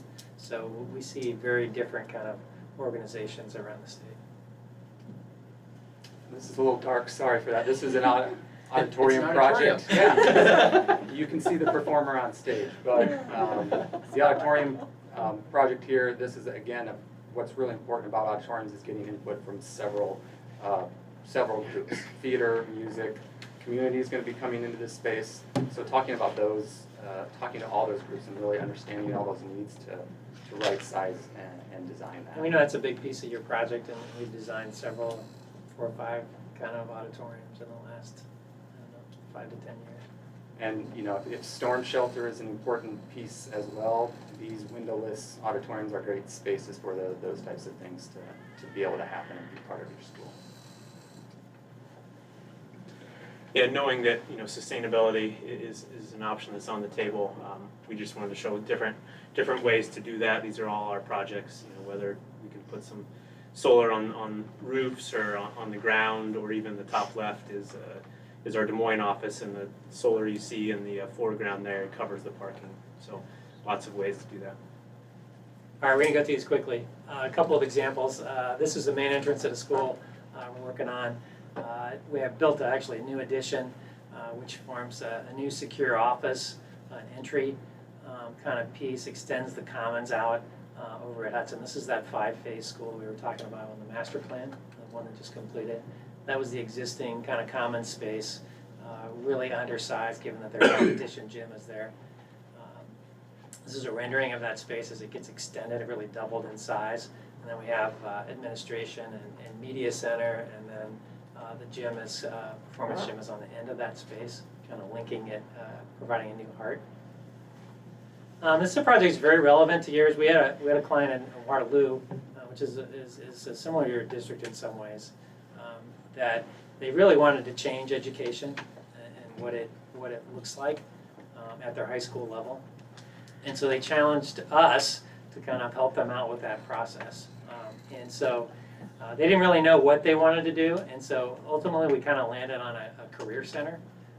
So they're very big into kind of career and technical training. So what they said to us was, we have 70,000 square feet of underutilized space. How do we make it cool? And so what we did, there's about a less than 2,000 square foot addition on this building, and the rest is renovation. So significant renovation. And so, but we wanted to make a big move with the entrance. They wanted a kind of statement piece for their new program in the district to lure kids and the community into this space. This is the flavor of the spaces, very similar to your building. It's a precast kind of structure, but lots of ceiling tile. And we decided to embrace it as we move forward into the design. And so we exposed actually the precast. We have systems that are exposed, still acoustics, to get a little more volume in the space. And we just let it be what it was. We're using some, they wanted transparency. They really felt that 21st century learning for them was about transparency and kids coming in and out of classes. And so we created some of these commons, collaborative spaces in between the classrooms and labs that are directly connected. We use things like weathering steel in some of the corridors. Very durable. It's a thin steel that's super durable. It's kind of abuse-proof. We like to say prison grade, but beautiful. You know, that's what we got to design to in a school. So we like to be creative with products like that. This was the titled girls' gym on the floor plan, but this kind of we have good volume in there, but it was underutilized space. This kind of formed our new entrance, which is this space. And so you can see that you can make quite a transformation in space. We took out one of those, part of that wall, really opened up the ceiling, new finishes, and really changed the feel of that space pretty significantly. This space is actually next to their stadium. And so they use it as there's a culinary lab off to the right. So they use it for culinary, but they also use it as a community space. I know the governor was just in there a couple of weeks ago. They open it up for stadium events, and they sell food from the culinary program. So it's that kind of multi-purpose space. We know that schools need to be multi-purpose, and we know that's critical for what we do. And so this is that kind of space that provides a lot of different functions for them. This was a space where actually we had precast planks kind of in between there, and we really needed to connect vertically to connect the building. And so this is kind of the heart space of the building where everything comes together. And so we pulled out those precast planks and opened it up and brought some light down into the building. This was a windowless building pretty much when we got into it, and daylight was an important factor for them. All right, we went through that fast, but we really want to get to some questions. Anything that we talked about that you guys have questions about, or other things? Dean, can I ask this of everybody? What happens if you have a conflict with the Nelson group? How do you resolve that? Pick up the phone and call Tim, because I've been doing it for 20 years, and Okay. we have these long relationships because we walk towards problems and we work them out to what makes sense for all parties. Based on what you told us, I certainly expected that. Poor Tad. They don't call me. Takes up too much space. Talk to Tim first. It's good to find a place to hide. Right. Tim? Just had some questions, Brian. I mean, obviously we've got a long relationship, almost all on the healthcare side. I did see on your resume though the Cedar Falls School Project. I'm curious what your role in that was. So my role there was project manager, again, similar role to what would be here throughout the duration of the project. I was involved from the master planning phase all the way through. Now we've got a CA team, but I'm touching base with them, keeping tabs, part of monthly update meetings. So involved in meetings with staff and students and all the way through. And you can see if you look there too, Tim, there's several other projects on the list from Cedar Falls. So that's just been one of my kind of long-term Obviously the most clients. significant one though. Yeah. By far, probably. In terms of education. Yeah. Yep. Tim mainly knows me from the healthcare world, but like we said, we like to do work in our backyards. So I live in Cedar Falls. The high school is literally 3 blocks away. So that's a relationship Brad and I have had for years and years. So my my sweet spot is a lot of healthcare, but I do some education work. Brian's that one person in the office that is crossover between healthcare and education. I've been in the firm a long time, so I touched a lot of project types through my career. Could you talk a little bit about the division of responsibility between Jenna and yourself? Because it's not clear to me who would be doing what. And you maybe clarified that a little bit in an email, but I'd like for you to speak to that. Yeah, so I'm broadly organizing our team and also lead kind of connection with the owner and USCM. You'd be coming to me as kind of prime contact. Jenna then would be more managing others on our team and taking that team. So we have. Does she do like production of documents, or that's someone else too? Or Yeah, that would she be would be primarily She's gonna her? be leading that. Yep, yeah. She would be. Or, working with She's our gonna be team. doing it and Yep. mostly doing it and leading it. Right. And how about coordination with these specialty subs or sub-consultants? Is that primarily her or you? It's a little bit of both. In the early phases, getting the big picture stuff and bringing that experience in. I'll be a part of those meetings as we get into more of the real details and the documentation coordination. Looking at that stuff in Revit and the models. Then primarily her. Yeah, she'll be more into that model and talking with Tyler on some of the real detailed things. Well, Brian and I have some gray hair and some more hair than others that I'll speak to, but there's some things you don't want us doing, and that's one of them. Jenna's really great, and I would encourage you to check her references on some of this stuff. From a planning standpoint, you spoke to this a little bit before, but do you see a lot of variation in facility designs based on how schools approach education, or is there more similarities and differences? I'm interested in your perspective on that. There's definitely similarities, we know that, but I would say that every school is different, and we really want to find out what the focus is. For example, we're working with new elementary school designs right now where their district is very much so focused on social emotional learning, and so we really dug into what that means. And so there's nuances in that building. While it still has general classrooms like every other elementary school, there's nuances in that building, and really the whole concept is wrapped around that. So I would say that every school that we work on definitely has these kind of significant different pieces, but we know that there's a lot of pieces that are the same, which allow us to really quickly get to some big picture ideas that then we can bet against our own I priorities. think a couple examples of that are, we worked with Waterloo Career Center. That's a fundamental shift for them in terms of their academic kind of approach. They are trying to mainstream career and technical education. So that space doesn't look like CTE. There are hardcore CTE spaces in there, but they don't want to stigmatize that, right? They want it to be mainstream. They want the kids that are going to college to be doing hands-on learning. And so for them, that's really important. You guys have a separate building, right? And so they really felt programmatically that they wanted all students to be in that program, not just a few that were going into jobs. Another example is Waukees Innovation and Learning Center. We designed that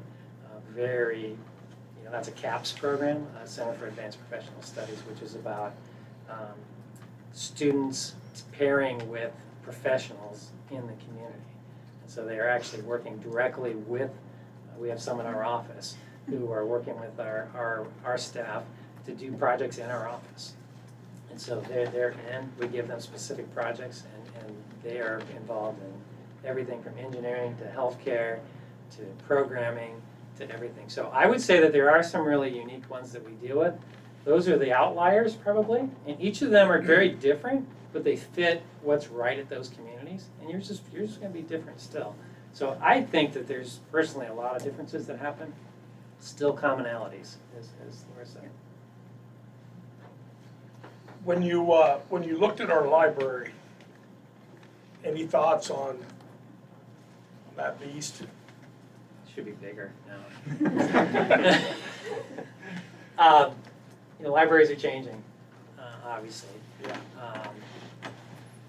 There are components of it that are still relevant. The library is a resource. The books are just different, right? But what we hear, and Laura can speak to this maybe, what we heard on Cedar Falls, we interviewed students and they like all of the active spaces, but they want a quiet space to go to. they need a space to focus. And so we're seeing libraries be more of that. We're also seeing that the library as a resource, as a central thing in the building, is becoming decentralized. And that those resources are closer to the classrooms so that we can push kids out into those easily without them walking across the building and getting in trouble along the way. And so there's a lot of things that are changing there.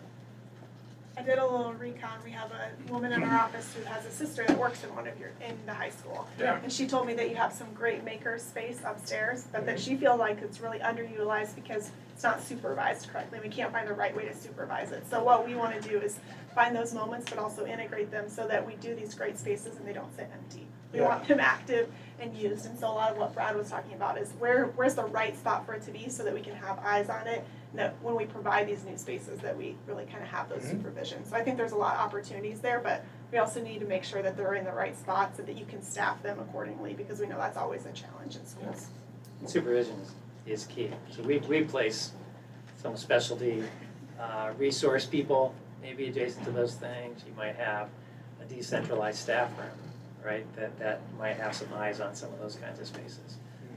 So we have to be creative about how we're doing this. You can't just afford to have 10 extra staff in the building.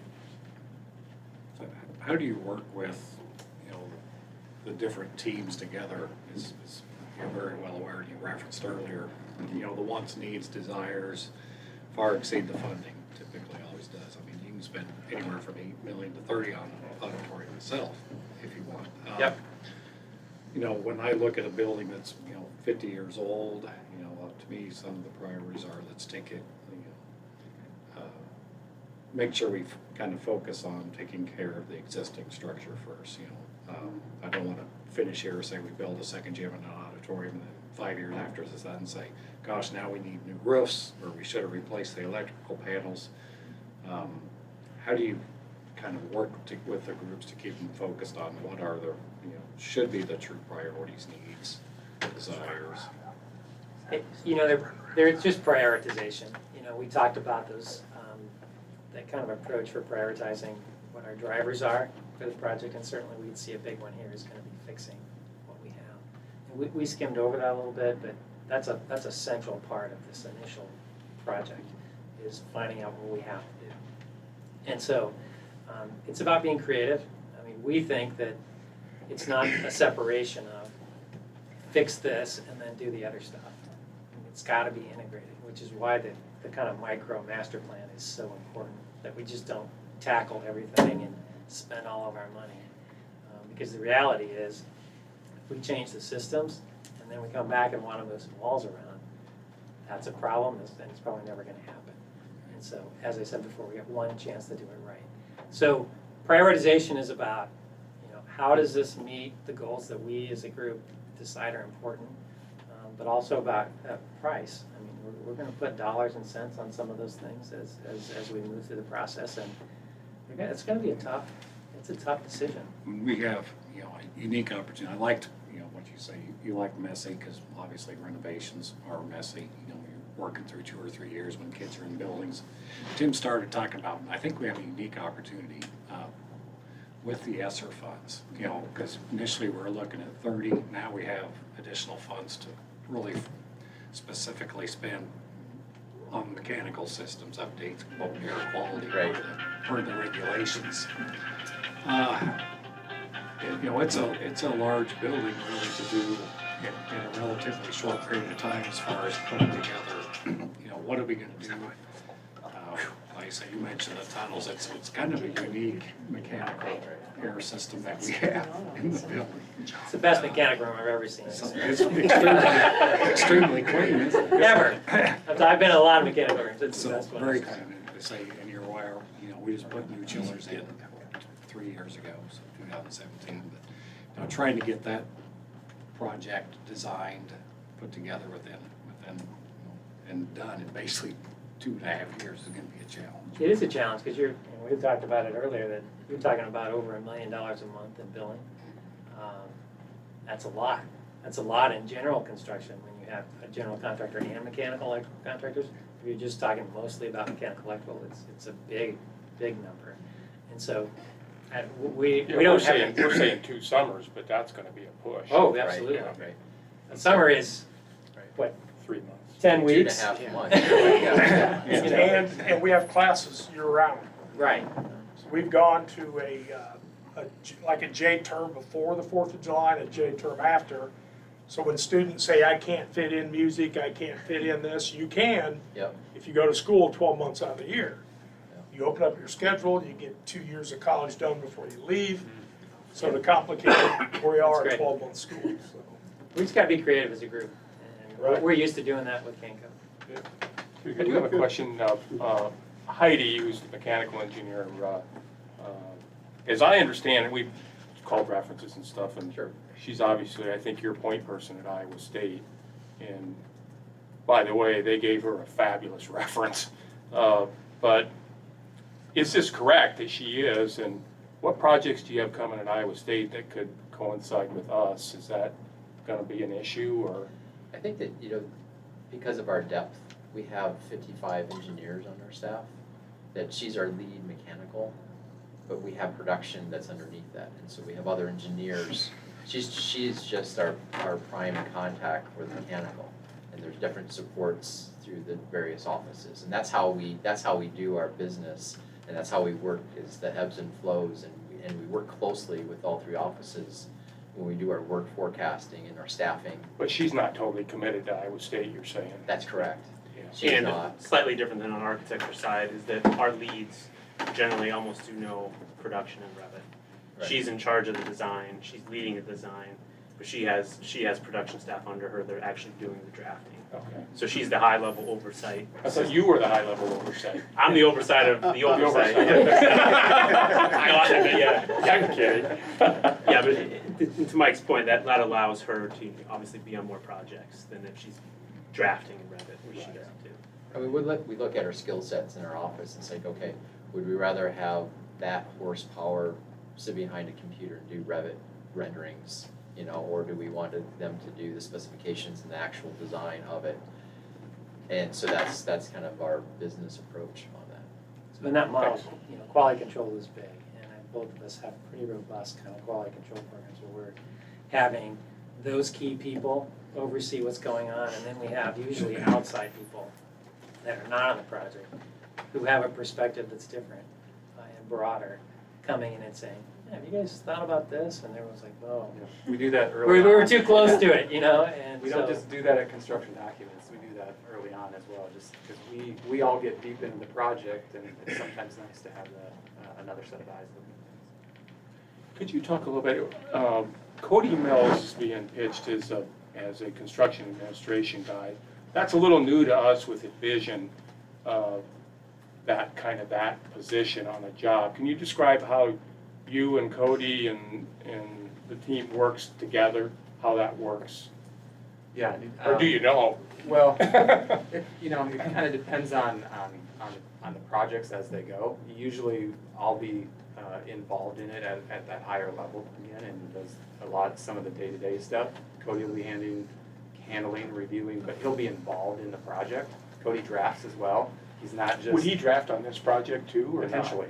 Not necessarily, Yeah, though. typically we would like to do that. That would be ideal. Because he's more familiar with the job. Yeah, you get him more familiar, or he's part of our QA/QC. So as we have staff that are kind of come into the project that may have not been there, we like to engage them more than we typically wouldn't want him just to be doing CA. We bring him in as a QA/QC, so he starts to be familiar with it, or he's drafting on it, so he's not just coming in. Because like you said, Tim, usually there's someone carrying the project all the way through. So we want that person to be more involved in that. You'll like Cody. He's no nonsense and a lot of fun as well. You take demographic changes into consideration what you're doing? Absolutely. Or how do you? Absolutely. We've already looked at some, and what we're seeing is that you all are you're getting small, and so we need to take that into consideration. We've started to look at some numbers. Tim and I had a conversation about square feet per student, and we've done some analysis of that since I talked to you, Tim. And we feel like you have quite a bit of space per student as we look at and benchmark it against others based on the information we have today. So the issue isn't necessarily space as we see it initially, it's the type of space that you have and kind of patching it together. And so we generally don't do all of the demographics in-house. Do you use RSP and some of those companies for demographics at all? Ours aren't that difficult. Okay. Okay. All right. So, yeah, we've seen, the 0 to 17 population, over the next 5 years is decreasing a little bit. And we've been averaging a loss of between 70 and 100 kids a year. And then state projections continue that out for at least the next 5 years. Right, so that's a big deal. The average age of woman having a baby is 29. The average age of a woman in Burlington is like 40 something. So we're not suddenly going to have a explosion of. We're doing some demographics right now in association with the hospital in Burlington here. And so we're pretty familiar with kind of where things are headed. And, we're going to have to be creative with how we use space. I know you're already moving programs into the high school because you're seeing that, right? So we're going to have to get our heads together as a group and figure out where we think we're going to be in a decade, and then just plan accordingly. Our initial kind of hunch is that you don't need a lot more space. We need to be more creative with the space we have. Yeah. And if you're interested, just take a yearbook from 30 years ago, 20 years ago, 10 years ago, and look at them. And the class size, they're just plummeting. Yeah. 72, right. 500 we had in our class in Right. 1972. Yeah. Yeah, you had how many? 500. 500. We're half that. Yeah. Right. 357 in 1960. And you talked about lockers, which was interesting. When they built VHS, it was 3 classes, sophomores, juniors, and seniors. Everybody had to share a locker. Now every kid has 2 lockers. Yeah. And do they use them? And they don't use any of them. They don't work those, so they don't need the locker. Well, it might be an opportunity to have a discussion about what other facilities you have. I mean, it seems like you've already started that kind of discussion. But we can get into some of that a little bit in master planning if we want to. There might be areas that we want to zone off for something else. You certainly don't want to maintain 250,000 square feet if you need 150. It might also be the opportunity if you want to engage some other community partners and understand what their future needs may be. Is there a partnership there that we want to forge and understand, in 5 years they're going to need clinic space or they're going to need pop-up shop space, whatever it might be. Is there a way, maker space, are there sharing opportunities that we can start to bring into the high school? Because it is a community resource, taxpayer dollars, how can we support the community, maybe in a different way that we haven't done before. Great. Did we say anything stupid? You guys want us to clarify?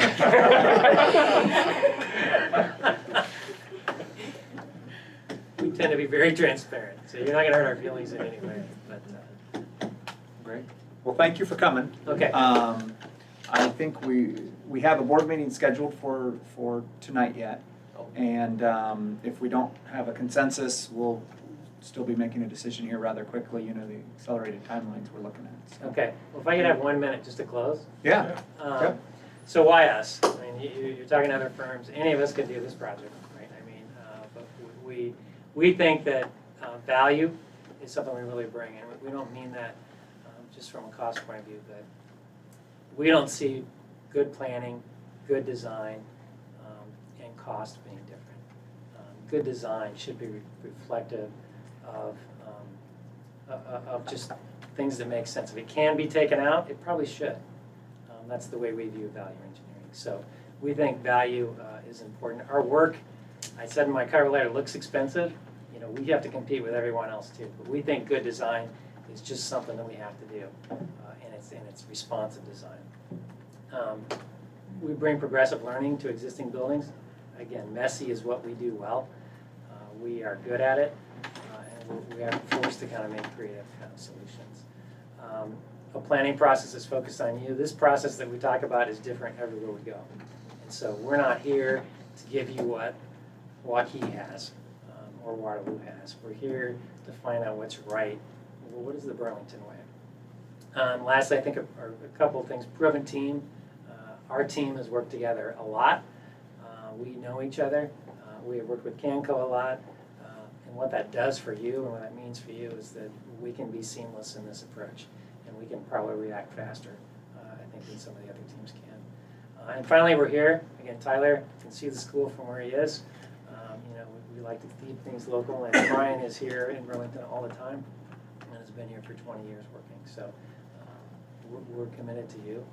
And finally, I guess just thank you for the opportunity. I really appreciate you guys taking the time to talk to us tonight. Thank you. Thank you very much. Thank you. Great presentation.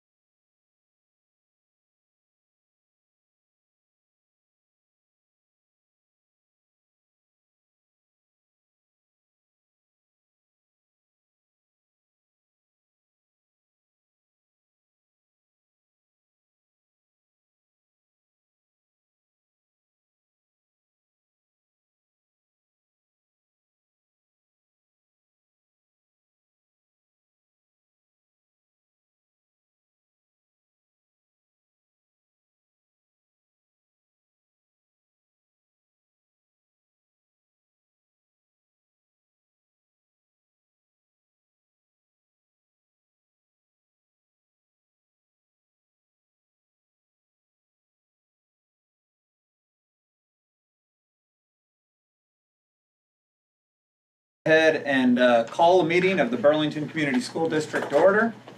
Is there a motion for adoption of agenda? So moved. Second. Moved Director Kendall, seconded Director Holzen. All in favor, say aye. Aye. Okay, we'll move into the only item on the agenda, which is a selection of architect. To start it off, we'll turn it over to your introduction of our booklet here. So like we said in the email we sent earlier, I think any one of these firms can do the job. I mean, so you're looking at marginal differences maybe. To me, we can help evaluate the technical aspects of this. I think one important element that may be the differentiator is just communication styles, chemistry with the board and the administration. And I think that's an area that you need to weigh in on and make a judgment. Now, obviously, you've seen 3 40-minute presentations or an hour with discussion to kind of make a judgment about communication style, chemistry, and that may be the deciding factor, really, because they're all capable of doing it. So I guess I'm interested in your thoughts on that.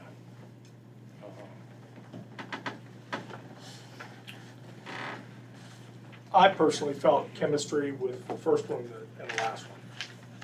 The middle one, not so much. I would agree with you, Mr. Wright. And I don't know why. I can't pinpoint a finger on it, but I would agree with you. Yeah. So number 2, the second one out. Well, what I'd like to see us, I think, do is we should be a rational approach. Is to. And that's why you're hired. I'm an engineer, right? So what I think might be useful for you is to rank them based on, before we look at the price, rank them as to what you think, based on, qualifications, and I'll speak a little bit to qualifications here, and this chemistry question first. And then we're going to talk about the information in here, which we've assembled, and we've kind of drilled down, and you saw a lot of the correspondence, Greg, of trying to drill down, separating the ESSER project as a separate project, because that does affect their fees. So all that's gotten digested, and we asked a lot of questions about that, and kind of boiled that all down into something that's understandable. So to me, qualifications, chemistry, is probably the most important thing, but price isn't irrelevant either. So, but I'd like to see you guys maybe rank them based on that. I'll talk a little bit about qualifications. With most of these people on the teams of these 3, we know. So we didn't check references on people we know. I mean, like some of them up to 20 years. And we've done dozens of projects, both with Envision and SVPA, in all kinds of different arrangements. In fact, they have worked, both of those firms have worked for us as consultants. And they alluded to that, and it's not a secret. So I just want to put that out there. So we know them a lot.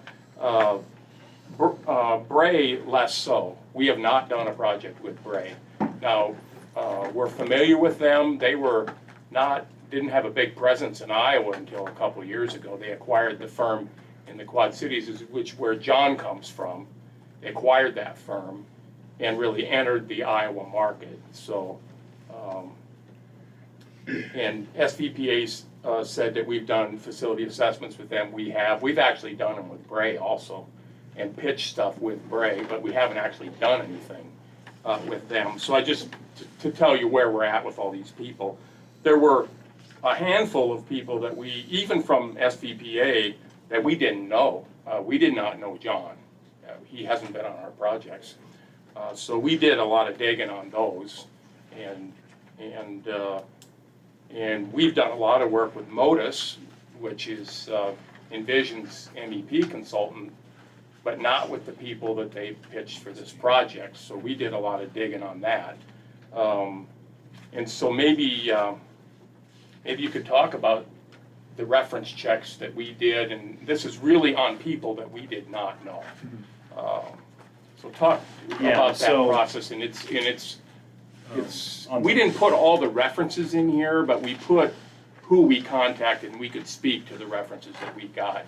Because some of those are probably a little confidential, but regardless, we're in a public meeting, so it's not too confidential. The first page of the packet, kind of what we gave to you toward the bottom is kind of a summary of the reference calls we did make and on who. So as Tim mentioned, we haven't worked with Bray, and so one of the projects that they've recently, I think, are finished or almost finished is with Comanche, which I think they brought up in the presentation. And that particular project, so Matt Wolfert and Steve Coonan and John were a team on that project. So I called and spoke with Tom Parker, he's the superintendent of schools there, and really had a lot of real positive things to say about him. I actually gave this to you, kind of jumping around here, but if you go to just grab tab 1, just kind of summarize.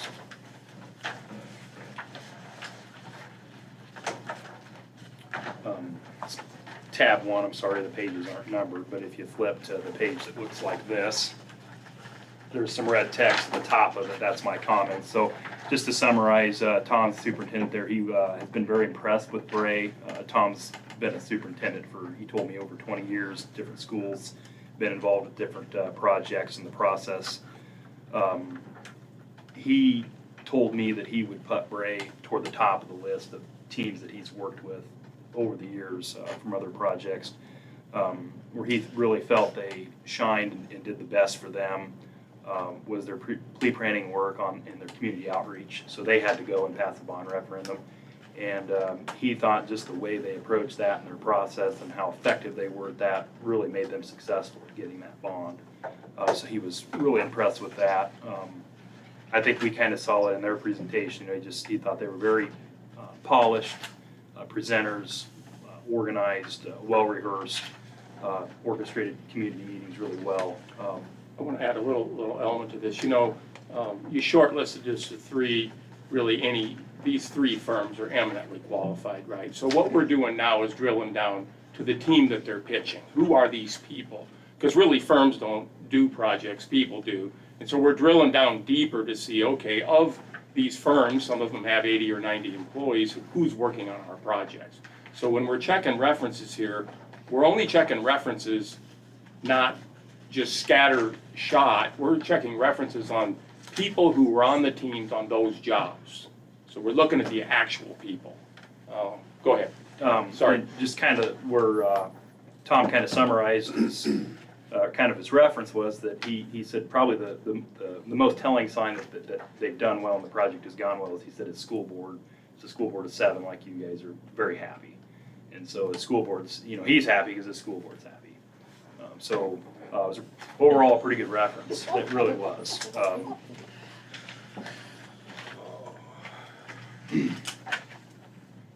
We made lots of calls. How many did we get actual references on?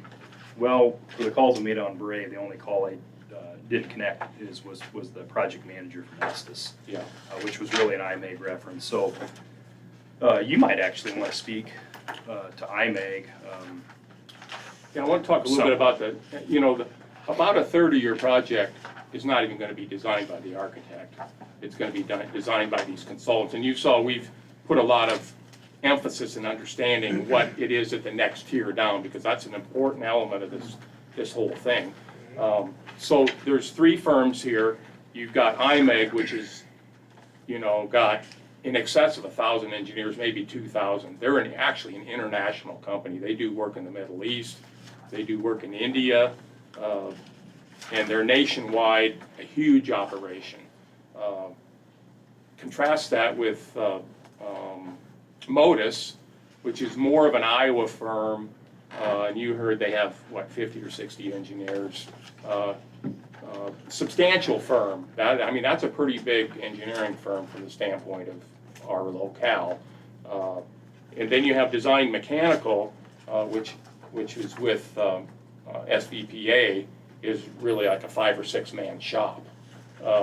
So you've got beans to breakfast on your consultant side as far as all of that. What does that mean? It means that IMEG, with design mechanical, you got all the principals with 25 or 30 years experience literally doing the work. As you move up to these bigger firms, then these people are only supervising the work, they're not actually doing the work. We did not know the mechanical or electrical engineer specifically from Modus, but I said to them, and we did check it out, she has worked at Iowa State to one of the toughest HVAC engineers there is as far as an owner. They got a HVAC engineer at Iowa State that's the hammer. And she's been working for him and making him happy. And there was a very senior person in their facilities department that basically said, that's amazing. So, you know, we looked at that as a very, very strong reference on her. And we got very strong references on the electrical guy too. They're both younger. If you look at the chart, where's the chart of the experience? Very first page, the pull out. Yeah, if you go to the right on that first page, you can kind of see how long these people have been with the firm that they're with and how many years experience you have. And they're relatively junior people with years of experience, but the references were very So strong. it'd be Heidi Meyer and Matt Gronick, which would be the far right of the table, bottom right-hand corner, is who's Tim speaking about.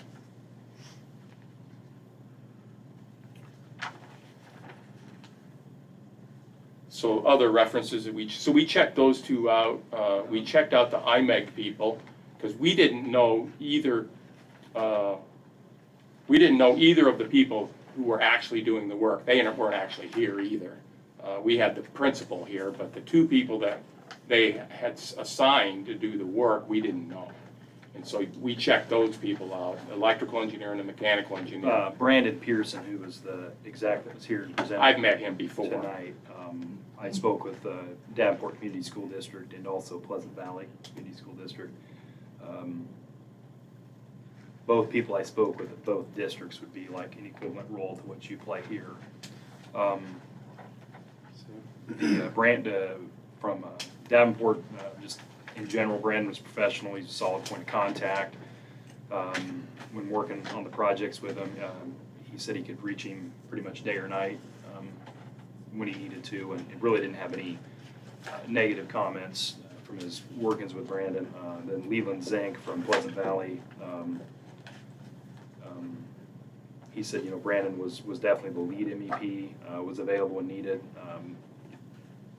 Issues or things came up, he was there to settle them and make sure things were moving forward. Yeah, that's, again, didn't really have a lot of anything negative specific to Brandon as inner works with him, but did acknowledge that he was really the managing, which I think is what he presented that he was going to do here tonight. Gaurav, I'm going to butcher his last name here, Gaurav Sharama, he was IMEG's electrical designer. Again, spoke with both Joe and Leland. Joe from Davenport, he thought Gaurav was very thorough and was pretty happy with his work. Then Gaurav, for him, it meant a lot that Gaurav lived in Moline, Illinois, so he's pretty close to the work. And then from Pleasant Valley, he worked with the electrical. So Pleasant Valley is a little bit different situation. It was your typical general contractor at this project. So he worked with the electrical contractor on the job, which I believe was Tri-City Electric, resolved issues timely, was flexible. He was flexible when requested and made, you know, some changes on the fly as the electrical contractor brought him to his attention. So he wasn't, you know, he thought it was a positive point that he was able to work with them, and if they had a good idea or a good solution, you know, he would pivot toward that. So he wasn't. And Leland, you know, he said if we had I think this project here, they're building a new elementary school. So it's a $20 or $25 million project.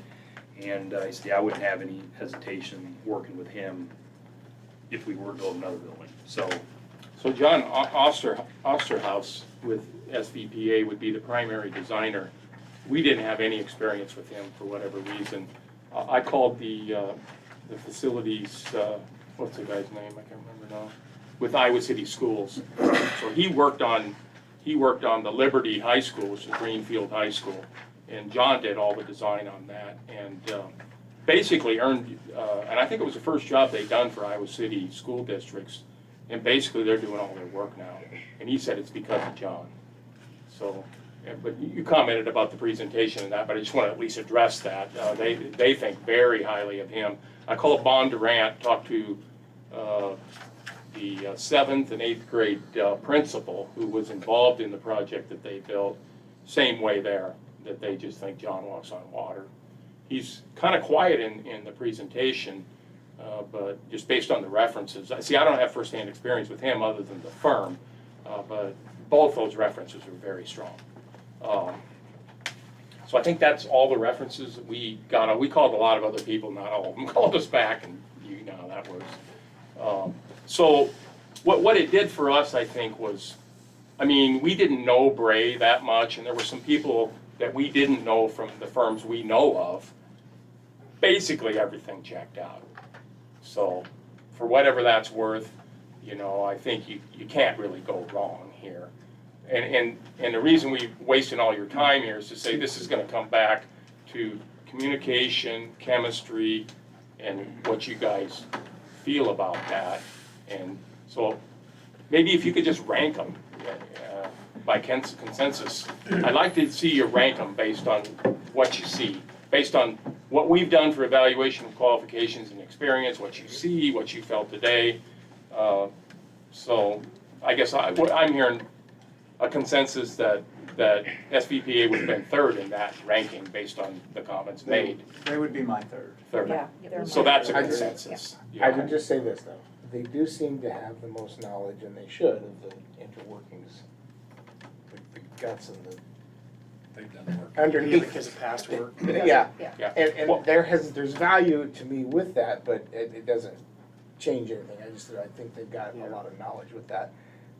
And that to me would be a strong suit for them. The rest of it, unfortunately, just didn't come through to me. Well, they're probably deeper in K through 12 schools, say, than Envision is, even though Envision's a much larger firm. And Bray is very much in K through 12, and that's really FCVPA's bread and butter. Not so much Envision, although they're moving that way because the market's there, right? Their projects are fairly recent because they've moved towards that, and they have been more healthcare firm, but healthcare is way off the map. I mean, it's just not there. So they've moved over. So for whatever that's worth, you know, the two firms, SVPA is by far the smallest firm. The other two, Bray and Envision, are similarly sized firms, just as far as capacity.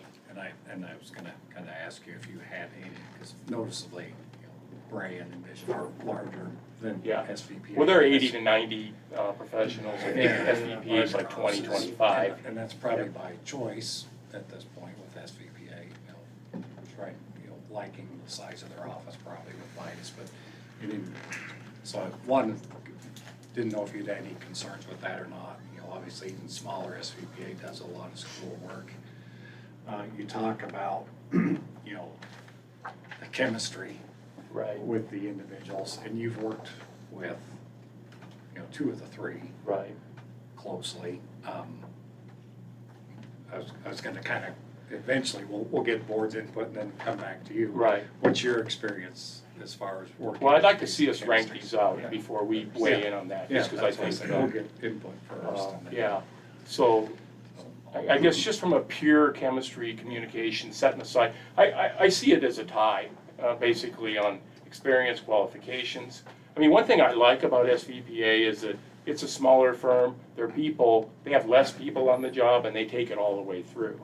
There's some benefit to that. That's more the smaller firm approach. The bigger firms have more people involved and more supervisors and more capacity, which in some ways is good. The one that, for me, SVPA, where they dropped off was all schools are the same. Yeah. Yeah, Me too. that was a loaded question. It was, but they failed it. So that one was very telling, that made them easy to go to third, was, yep, you're the same, there's nothing special about building the school at Burlington versus Keokuk. Yep. So, and you have experience with SVPA too, right? So, but regardless, so who's the 1 and 2 in this group? Just not based on, forget the price right now, because we're gonna get to that. I'll say first, for me, Bray was one. It was really close. The big difference was I liked the formality they had in talking about the committees, subcommittees, and I liked seeing the monthly communication to the community stakeholders. That having to come to a difference between them, that the extra formality they outlined on that piece was where for me. My biggest question with that is knowing we have a condensed timeline, and you maybe answer this later or now, but knowing we have a condensed timeline, does familiarity with you guys, should we value that more than not? Not to me, Okay, not to me. okay. I mean, we really spent quite a bit of time on Bray because we have least familiarity with the firm and the people, but we found nothing to convince us otherwise. I think we have an open mind to this. I think the most important thing from the time frame is being able to get this mechanical executed. And you know, I thought Envision had some good points surrounding that conundrum, but regardless, yeah. So you'd put Bray first. Is that a consensus, you think, or? I'm very close to either of those. No? Either of those I'm not gonna be. So you would be what? I would put Envision first. I liked the creativity as far as sheer chemistry. I felt a real connection. Now, Ray, I would have no qualms at all with. Right, You know, it's so close I- to you. Yeah, very close to it. But I mean, if you just wanna know chemistry, I liked what I saw. I was really impressed that they all were evenly speaking. It wasn't just, you know, one doing all the talking, and they seemed to communicate back and forth really well. And so, Well, that's a very cohesive team because they've worked together a lot. and you could tell that. And I just liked some of the out-of-box things that they were talking about. Well, I think it's cohesive into the Modus thing too. Modus and them go way back. Well, you could tell. Yeah. You could tell. And so I guess I would have no problem with either one, but as far as chemistry, Envision would be my vote for first. What do you think, Dark? I like Bray, but I'm not, again, this is kind of, I'm not gonna argue really too hard. Yeah. It's more of a feeling. I think they're so very similar. One of the things, of course, I like the communication part of it. I think that they say 80% of what they do are schools. I mean, they're really into schools, whereas Envision is not quite there, moving there, but not there. So I feel like Bray's got a lot of school in their back pocket that they can help us with and work with us for. And I just felt like they were really trying, and I really liked how he closed. We're ready to go. We want this. We've got the time for it. That's meant something for, you know, he was saying we have the time to do this right now, and so I kind of like that.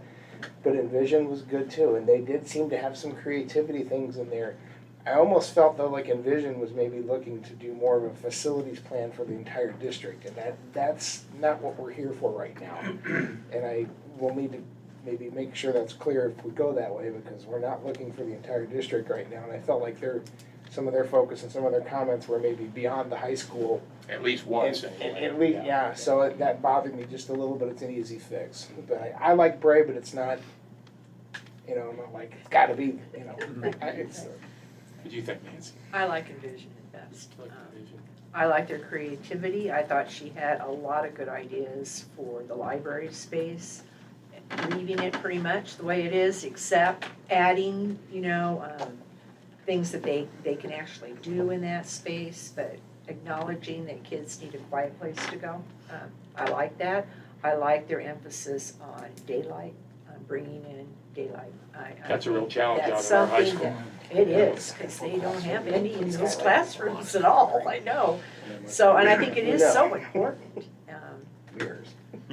I was interested in the statistics. She said she quoted like 20 or 25% learning. I was interested in that statistic. I really like their, they had academic research that led to the designs. Yeah. And Bray may have, but again, when you don't mention it, we can't judge it, so.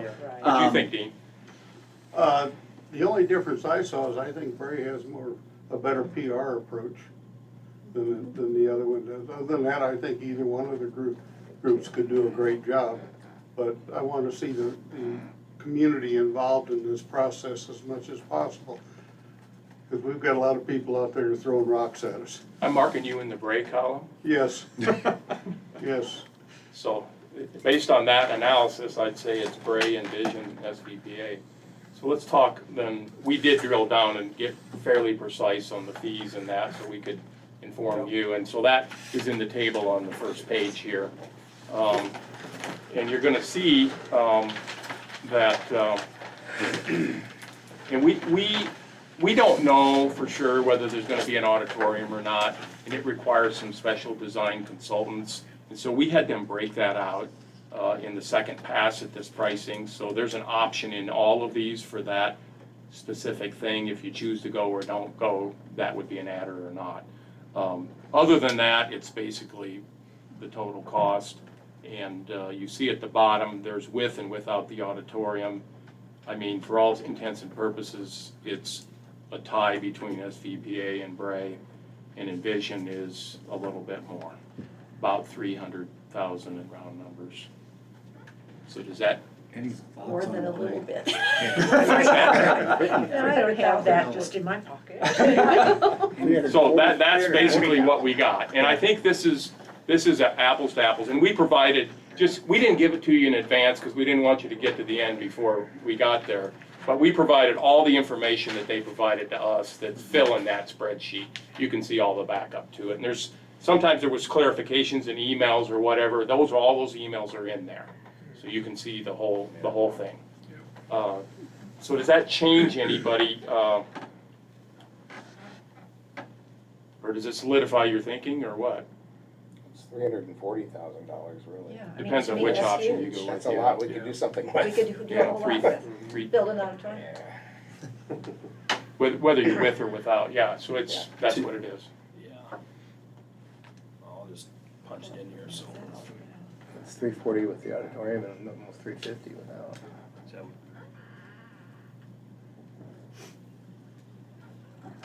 We should have put that on here. And we had talked about that at the facilities committee meeting, the initial one being 15 versus 84, thinking either they were trying to get into Iowa, so keeping it low there, or they have the availability for the work and they want. I think, I mean, a lot of these pre-planning services end up being like the dollar milk at the gas station, right? You know, it's. Loss leader. But we're analyzing the whole picture here. And a lot of times, you know, the master planning never goes anywhere, where in this case, it's gonna go somewhere. So it's kind of irrelevant how it gets divided up. But yeah, that number does look, it's clearly can't represent the effort that they're gonna put into it, not based on how they described it. I mean, based on the way we see it, the effort that all three firms are gonna put into this part one is the same. That they're not reducing the scope, even though the price is a lot less. That's what's interesting, but yeah, structural pricing. It's just how they're gonna get where they wanna be, just so they get there differently. Right, yep. So, Pat, got a 20 cents worth? I think the work here, the consensus of the board, I think we're ready to ask if there's a motion. And I don't think we'll go. I'd be curious to get any additional thoughts or comments you have. well, I can't, I mean, I think Yeah. what you're seeing is what we're seeing. Yeah. I thought SVPA was kind of flat in the presentation. You know, I hate to put too much emphasis on that, but it is communication skills, and that's I mean, really, when you get to the margins here, that's the difference. And I felt it was kind of flat too. And you would be comfortable working with Any of either- the three, either. yeah. I think we can make it go on any of the three. So. And you can challenge all of them, so equally. Well, we're known for that, me personally, yeah. So, and I'm a known quantity. You admitted it, you said, I am an engineer. But in all the right ways, you know, I think, and I think somebody brought that up, yeah. Our objective is to get the best for you. And if we need to be strong advocates for that, we will be, but, you know, we're not doing that just because we've got a big ego, so. there a motion? Is there any further discussion? I move that we go with Bray. Second. Moved and seconded. Any discussion?